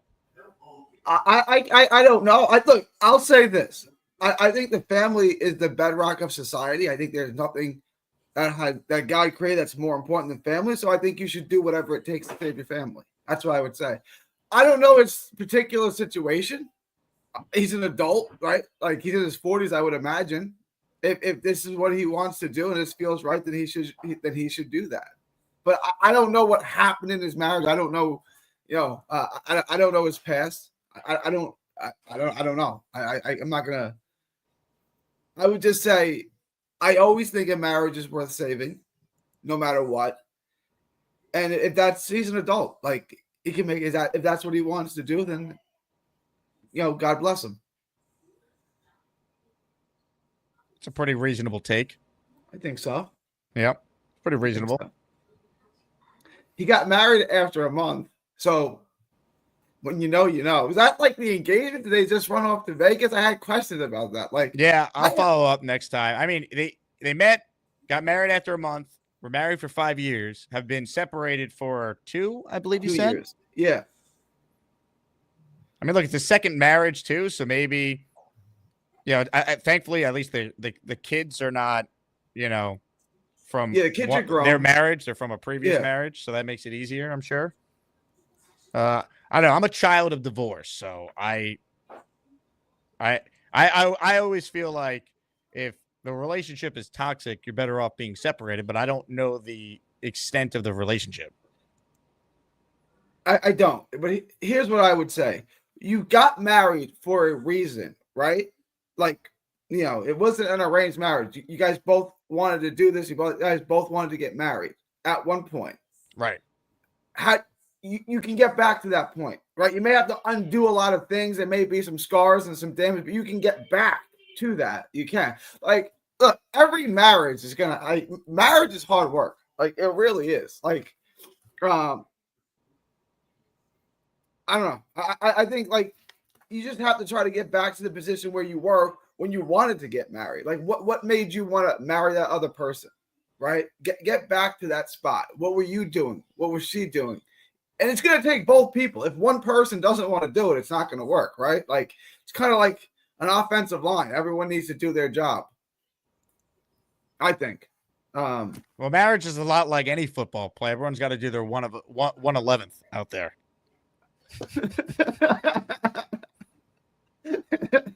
11. I'm not for polygamy, like having 10 wives. Is that? I'm not. Yeah, I don't even know who would want that. You get. Could you imagine having 10? Oh, I can't, but I'm thinking maybe Pork's sobriety will help him in this relationship the second time around. We don't know how that impacted the first time. Hurt. Yeah, no one's ever said, "Thank God my husband was drunk all the time." Right? Like, the sobriety can only help, I think. Richard from Jersey has weighed in. Stay single, bone chicks. Your thoughts? I think that's a degenerate lifestyle. Look, I'm not saying get married and find. The Bible says, "He who finds a wife finds what is good." Okay, it means you're supposed to find. I'm not saying just marry some random chick who you just met, but go find a wife. Date with a purpose. Try to find a wife. Staying single, and I've done it. We've all done it. I did it until I was 26 years old. I lived a degenerate lifestyle. It's a degenerate lifestyle. Being single is a degenerate lifestyle? No, staying single just to bone chicks. I don't want to get married. I want to bone chicks all day. Like, I want to go to the bar and bone chicks. It's like, no, staying single is fine. I mean, I suggest you stay single until you find the right one. That would be my suggestion. If you got to go through all the wrong ones, go through all the wrong ones. So I'm just going to stay single and try to bone chicks. Beast writes in, being single sucks donkey nuts. Man is meant to be married, right? Like, we were talking about this with Shannon Sharp, right? Like, he's been single his whole life, banging 19-year-olds. When you're in your 50s, you should have more important goals than trying to bang a hot 19-year-old. Man's not supposed to be single. Now, do I think there's anything wrong with him going after younger women? No, but it shouldn't be his priority in his 50s. He should be married with a family and pursuing professional, more important goals than trying to bang the hot 19-year-old intern. It's like, that should not be your goal. Do you think maybe Pork's wife or ex-wife wants to get back together with him because she subscribes to the same belief that you have, that women aren't allowed to vote. It's one vote per household, and she wants her vote to be reflected via pork. Yeah, you're asking me. I've never met this lady. I only know Pork through his 3-minute phone calls. Oh, that was a good phone call from Pork. What did you think of his segue going from him getting back with his ex, who he was married to for 5 years, to Sauce Gardner's contract negotiations? It's priorities. We spent some time on the marriage. Now we need to get the sauce. I did the marriage first. I prioritized it first. That was the Right. lead. I got to get to this other thing too. This other thing's important. It's sauce. Real quick, Connor Long writes, and Gary, what should your IQ have to be to vote? Oh, that's a good question, Connor. I would like to have 120 as a bare bones minimum, but I could do 110. At 120, you can basically do any job, right? Like there's no limitations. Once, like if you're in the military, if you're 120 or above, you can do anything, right? 110, you can get through college. You can do a lot of things with a 110. So ideally 120, I can be convinced of 110. Let's see here. There was a request from John. He wants to know if you'll hook him up with your babysitter. I'll put a good word in for you, John. I don't really know you. She's a good chick. I think whoever gets to date her, she's submissive. She listens. She doesn't run her mouth. She's a good chick. Yeah, she's submissive. She's got a boyfriend. He plays quarterback at UNT or backup quarterback at UNT. So why would you put in the good word if she's in a happy relationship? I don't have any. I met her boyfriend. He seems like a nice guy. I have no connect. I have no attachment to him. Like he seems like a good enough guy. He seems, if she wants to go with John, John's a Jet fan. I'd rather have date John. Her boyfriend is obviously a Cowboys fan. I don't like that. So submissive and listens is how you would describe your babysitter? She's good. She's a good chick. She's a good chick. Yeah, I would say she's a. Do you ever think saying the word chick would be considered derogatory towards women? No, I don't think so. Would the word dude be derogatory towards a man? I don't know. I don't feel like dude and chick are the same thing. No, I think they're the. I think dude and chick are the equivalent of each other. What about broad? Where do you stand on broad? I love calling them broads. I don't think it's derogatory at all. Well, I was with someone last week that referred to broad as derogatory, who is a woman. I mean, you can take it any way you want. It wasn't pitched in a derogatory manner. I call them broads. I call them chicks. That's just what I call them. I don't know. You don't call them broads? I call them dames. I call them what Charles Gorman calls them. Lovely ladies. Yeah. What if they're not ladies though? What if they're loudmouth, rebellious, unruly women? You certainly can't call them ladies. Well, there's a curse word that usually works for that. It starts with a B. I got it. Okay, that's derogatory, right? So I'd rather just they're all broads and chicks, and then some are ladies, some broads are ladies, but not all ladies are broads. Wait, no, all ladies are broads, but not all broads are ladies. Yeah, that's right. I see. Yeah.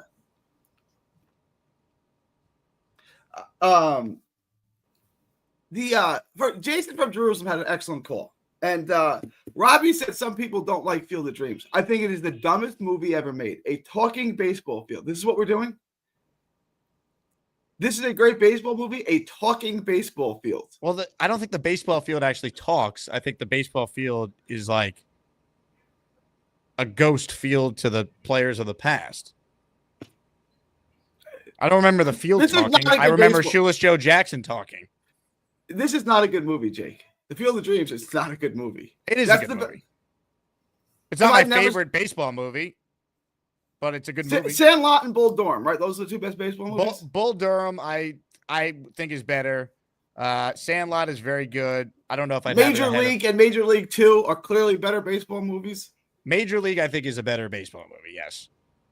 Major League or Sandlot? I go back and forth, and that depends on the day. I think I'd go Major League. I think I'd go. Those are the top two. I saw so many Rick Vaughn jerseys when I was at a Yankees Guardians game or the old Indians a couple weeks ago. The cool jersey, number 99. Cool jersey. Yeah. But like, if you want to, like, 61. That's a great baseball movie. Yeah, it's a better movie than the Field. I don't get Field of Dreams. I think I know people love it. It doesn't move me at all. Like if I never saw it again, it would be too soon. Honestly, like it doesn't do anything for me. The other Kevin Costner baseball movie, For the Love of the Game, is that what it was called? Or Love I've never actually. I've only seen like clips That's from that better. movie. I've never even It's a good seen the whole movie. thing. It's a good movie. It's better than Field. I don't get Field of Dreams at all. And then you made a comment. Alan roots for more New York non-New York athletes than anyone else. Yes. But I thought about that. I loved Kobe. And boxers are different because they don't play for a team. But besides, is there any non-New York athlete, guy didn't play for your team at any point that you rooted for? Sure. Like Kobe's the only one that comes to my mind. I mean, I like other athletes, but Allen goes out of his way to comment on like division rivals. Like he talks about Drake May and wants to make love to him. He wants to make love to Josh Allen. He wants to talk about all these other players who are rivals of teams he's supposed to be rooting for. He's just a fraud fan. Yeah, his one quote where he wasn't the quote, was in the chat where he said he loved Dan Marino. That really rubbed me the wrong way. That really rubbed me. Dan Marino? Exactly. Who's your next favorite quarterback? Brady? That's what I'm saying. He's not a real fan. Allen gets off on sticking a finger up you know where and riling up the Jake Asman Show chat. I've watched the Jet game with him. I can vouch that he's a Jets. I'm going to the Jets Saints game in New Orleans with him on the 21st of December. I'm not going to defend that comment. I'm not, you know. I'm not sure what you're talking about. I just put up an image on screen. Yeah, I'm not going to address that.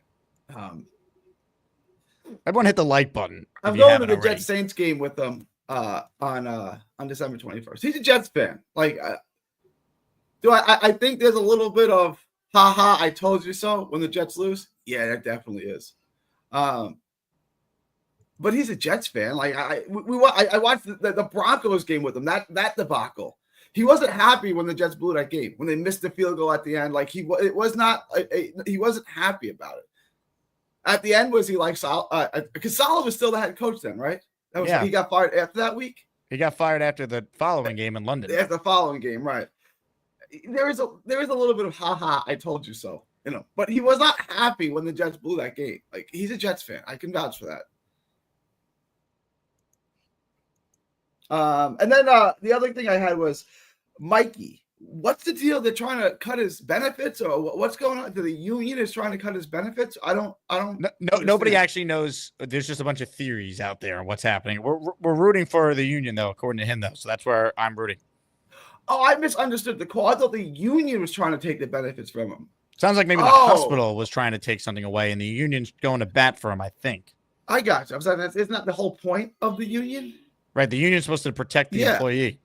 Like Michael Beasley. He's been Malik Beasley. He's been accused of he's been charged with nothing. There's no evidence of anything. And he's gonna be out of the NBA off of allegations. Where's the union on this?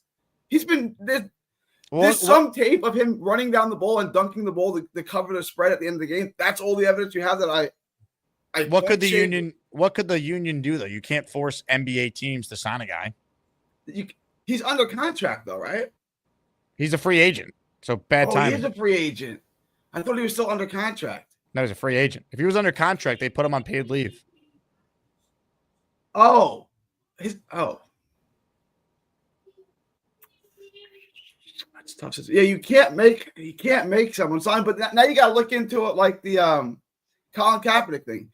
Was he blackballed? Was there an email sent out saying don't touch this guy? Because Malik Beasley, I mean, he's not a star, but there are 30 teams that would take Malik Beasley on their team. Really aside from this, it's a good player, right? Like he's one of the 400 best players on earth for sure. Like it's not even close. It's not even a question. So same thing that happened to Kaepernick. Why is he not in the league?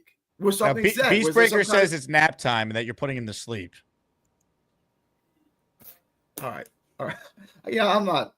Beastbreaker's got issues. I'm not gonna. What do you mean? Elaborate on that. You can just let the audience decide on that. He's a nice enough guy. I don't no problems. What issues? He's too passionate. I didn't diagnose him. I'm not. Would you silence, or should I do one of these? I feel like Does anybody remember when Stone Cold did the boring?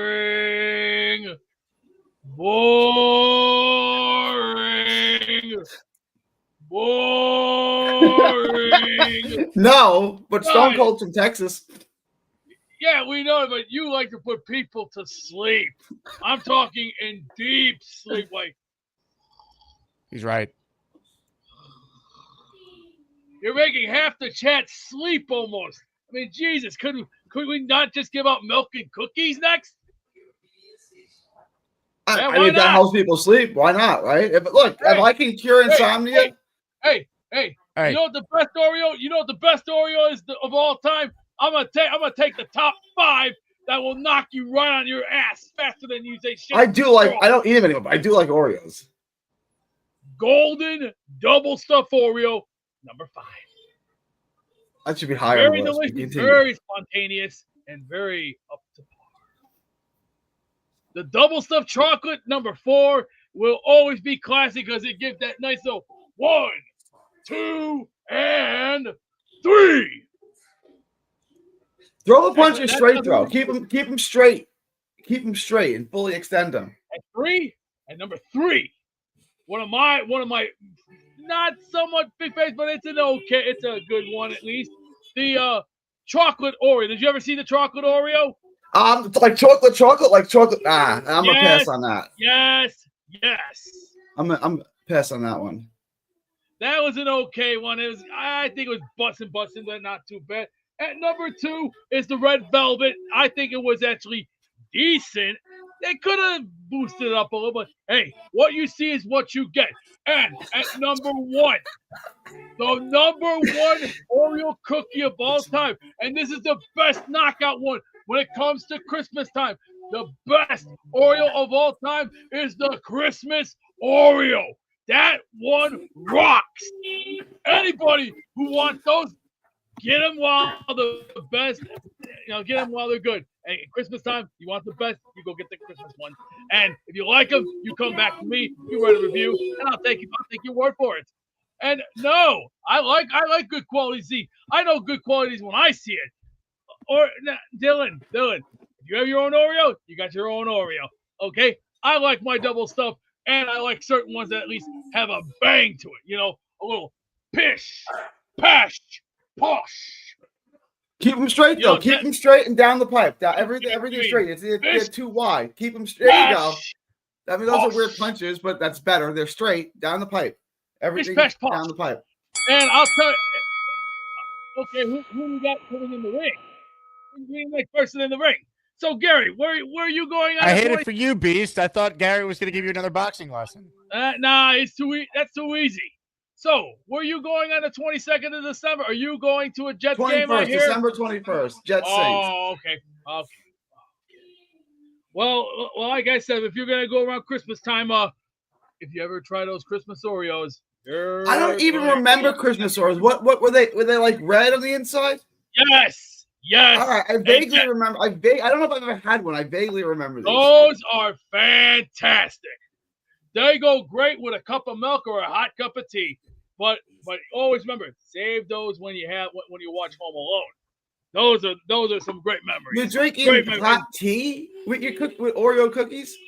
Hey, I've done it for a couple of years now, and it's fine. No, you gotta drink less than milk. That's wild. When you get older, when you get older, let's be civilized human beings here. We're gonna eat Oreos. We're gonna have a glass of milk. We're not having hot tea with our Oreos. I'm not doing that. I said tea, not pee, you putz. I know. We're not having hot tea. We're having milk with our Oreos. That's what we're doing. Like civilized human beings. As long as it's fair, we're not animals. Well, we know that. You kind of remind me of Marv a little bit when Harry goes, "Don't worry, Marv, I'll get him." Yeah, you're the guy that goes, "Oh, he knocked out some teeth. There's a gold tooth. I'll kill him. You hit me with one more cat kid, and I'll bust out your cojones and burn him in mortal oil." You don't remember that movie, do you, Gary? Rejected. Sorry. Yeah, we covered a lot of ground with this call, Gary. That was an interesting call, and I stand by my original statement that there's something not a little off with Beast. Nothing personal. I don't think he's a bad guy. It's clearly, there's something off with him. Are you attending a live boxing event soon? I'm not going to New York this week, if that's what you're asking me. But yeah, probably. But if that's what I'm not going to New York this week. Is the Canelo fight this? No, it's in September. No, Canelo fights in September. There's the Taylor Serrano 3. Oh, that's right. And then on Netflix. There's the card at Arthur Ashe Stadium that has like Shakur Stevenson on it and Berlanga versus Hamza Shiraz. It's really, really, really good. So if anyone is in town, well, I guess you guys, most of you live in New York, but you should go there. I've never had boxing at Arthur Ashe Stadium. This is the first time ever. Outdoors are probably pretty hot, but it's a good card. If you don't like the heat, then go to the Katie Taylor Manny Serrano fight. Who do you got? Who do you got, Jake? Taylor or Serrano? Who's the favorite? Serrano is. Serrano lost the first two. Very close to yeah. But she's the slight betting favorite.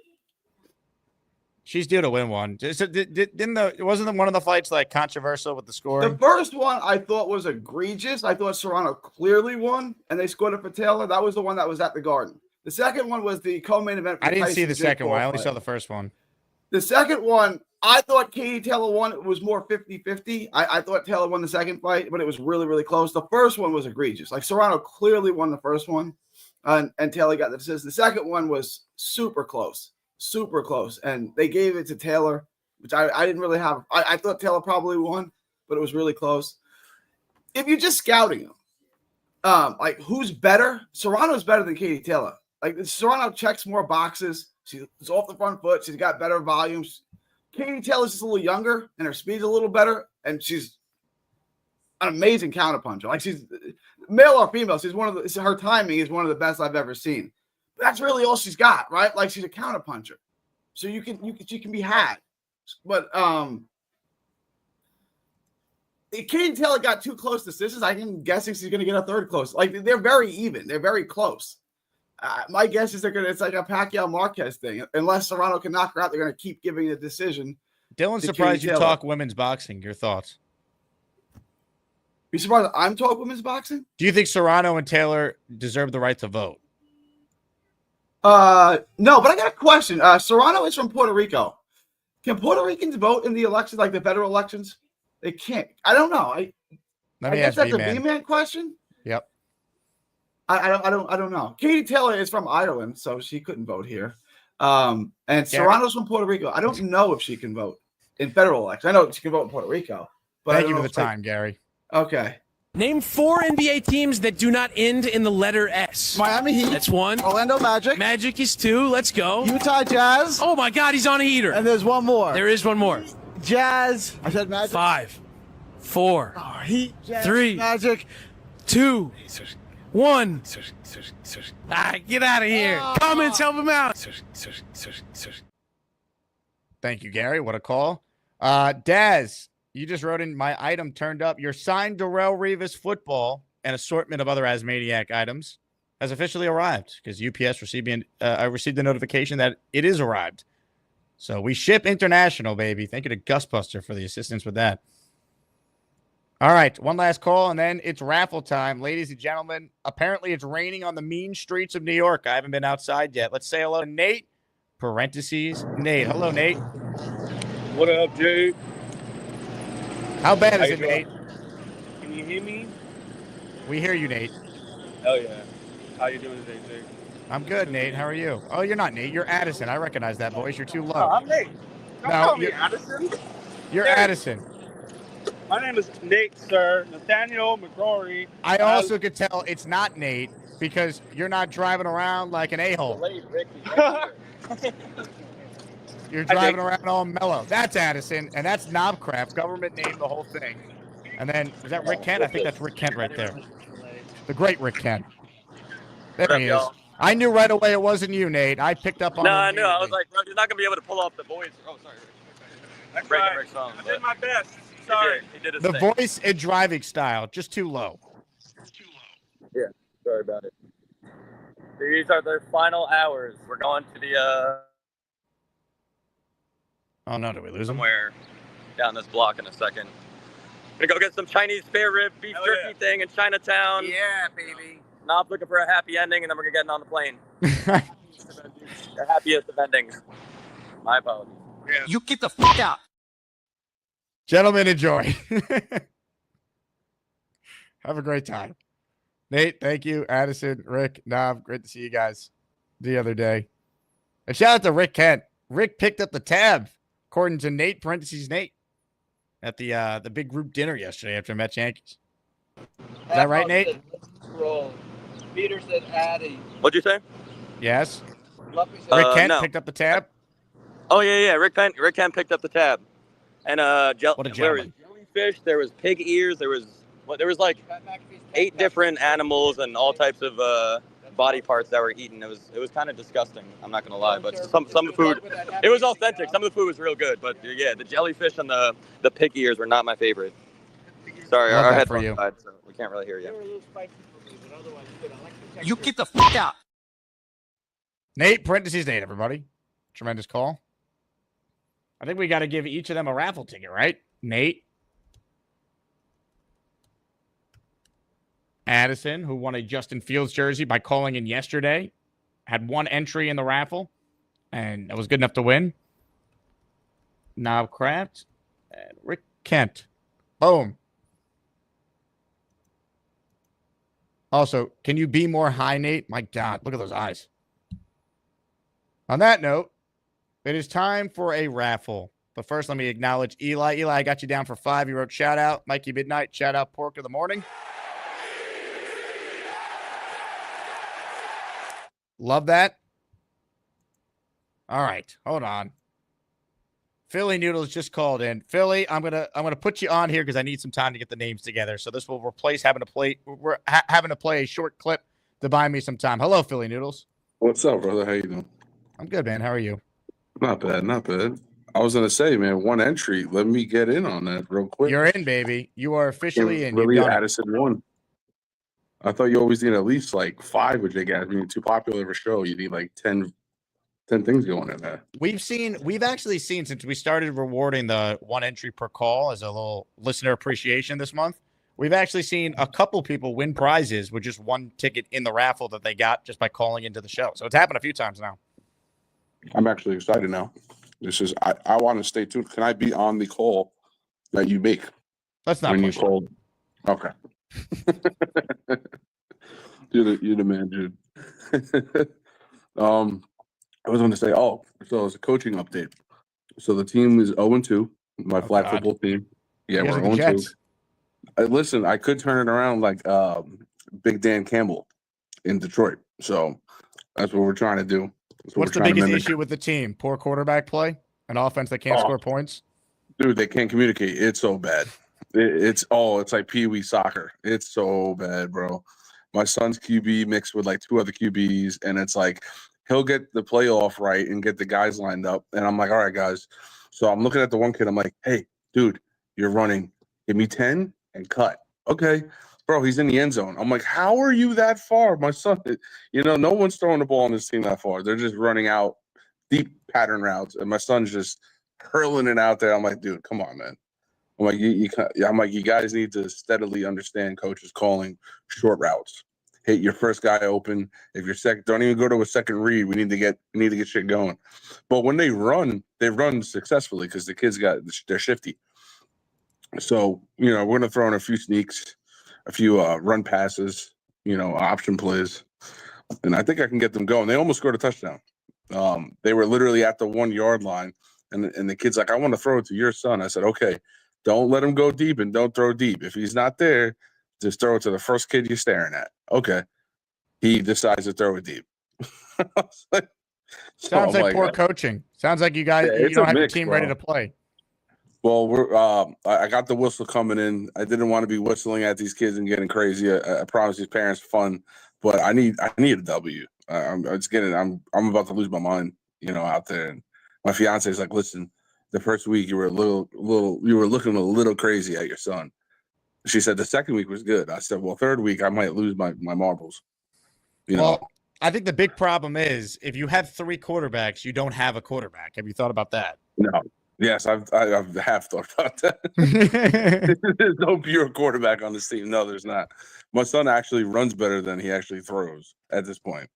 He sounds like Justin. You really are the Jets. You say it sounds like Justin Fields. He has the mechanics to throw. And you can't leave the pocket. You're not allowed to leave the pocket in 6 versus 6 or 5 versus 5. 7 versus 7, you can run out the pocket. What do you mean you can't leave the pocket? No. There's no quarterback runs? Nope. No. Yeah. So it kind of kills the aspect of that threat. Well, so you have to hand it all. Shouldn't he just be like a receiver then? You just throw like a screen pass, getting the ball in space? Well, so what we're going to work on is some running back option throws, and he'll be the running back for the option throw.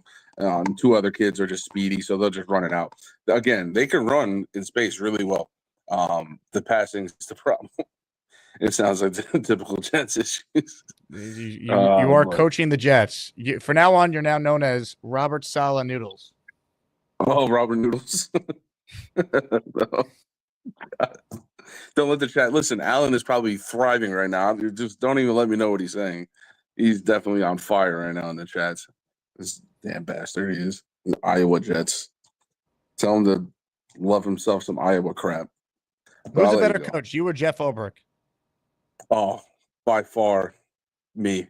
Ulbrich. I would never let my son get that phone number and call up Deion Sanders' boy, any other kid, and ruin their day.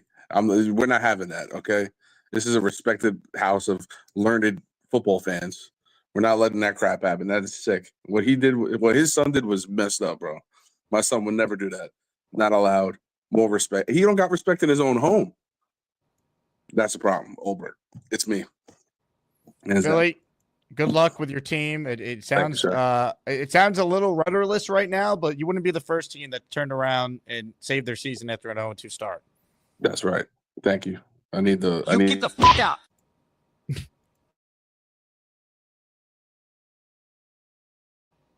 Oh, man. All right. StreamYard, please load. There we go. While that was happening, I see the Lup Man with a raffle entry at the literal buzzer because I entered his name in 4-5. Bim boom boom me, bim boom boom boom bop, bim boom bop, bim boom bop, bim boom boom me, bim boom boom bop. Thank you, Luppy. Thank you, big fella, with a super chat. He says, Philly, my daughter made first team all conference flag football center, bro. Let's go, big fella's daughter. Yeah. Now that's a household that believes in achievement. The great big fella. Okay. On that note, it is time for a raffle. We will spin the wheel of champions right after this. It's time to announce the winners of the weekly Asmaniac raffle. Let's spin the Jake Asman Show Wheel of Champions and find out which Asmaniac is winning an epic prize. That's right. You see the raffle Wheel of Champions. All the names are in here. A lot of people called in. A lot of people gifted memberships. A lot of people sent in super chats, and for that we are grateful, especially right now. I'm telling you, July is slow. It's going to pick back up, and we'll be back to getting our usual 7,000 to 10,000 views an episode sooner rather than later. But for right now, you guys are the best who are tuned in every day. And we got something fun we're working on, by the way. That's going to kind of bridge this little gap from now until training camp. Stay tuned for more info on that later this week. On that note, good luck to all. And remember, if you don't win, that doesn't mean you won't win later this week. Wednesday, we have our Jets Ring of Honor Mount Rushmore theme raffle, and everyone who gifted for this show for the Bart Scott signed photo is obviously in for that as well. On that note, the wheel is being spun right now. The winner of the Bart Scott signed photo is listener John. John just goes by John. I believe he's won before. I might have his email. If not, John, please re-email me your address, and we will get the Bart Scott signed 8x10 photo sent out to you later today. Ladies and gentlemen, John entered the raffle with a furious $100 super chat. So that was 20 entries, and that was enough to get the W. We can't wait to go to training camp and watch the Jets go at it. So a true Jet fan is going to get after it. And he even wrote, can't wait in the super chat there, of course, a great reference to one of the great moments in Jets history. Bart Scott, after the Jets beat the Patriots, the last playoff win to this day, said, "Can't wait," to ESPN's Sal Palantonio. And that became a moment etched in Jets glory. Congrats to John. And again, thank you to everyone who enters. We're going to be back this afternoon. Later this week, I'm going on a bachelor party for a good college friend of mine. So I'm only going to do one show Thursday and probably one show Friday. They're playing golf Friday morning, and I'm like, thank God. That gives me a chance to do a show because I don't golf. So that will be a Thursday and Friday this week. We probably won't have anything Saturday, and I'll be back Sunday. So unless there's a Sauce contract or Garrett contract, we'll be a little low, little smaller on the volume of shows this week. We're still going to have content every day during the week, including another show this afternoon, and then 2 more tomorrow, and then 1 or 2 more on Wednesday, I should say. On that note, that does it for me. Congrats again to John on the raffle win. Thanks to all the callers. We could not have done it without you. Thanks again to Robby Sabo, who joined us for the first hour of the show. Good stuff from him. I'm going to end the show with a clip that is fitting on a day we gave out a signed Bart Scott raffle. Ladies and gentlemen, or signed Bart Scott photo. I can't speak. I'm done. I'm done speaking. I love you all. Go Jets, and thanks again to the best listeners for making this show a reality day in, day out. To all the non-believers. How did that? To all the non-believers. Anybody can be beat. We're pissed off. People gave us no chance, like we barely made it in playoffs. We're a good football team. For all you non-believers, disrespect us, talk crap about the defense like we ain't the 3rd best defense in the league. All we hear is about their defense. They can't stop a nosebleed. 25th in the league, and we the one to get disrespected. Congratulations. See you in Pittsburgh. Can't wait.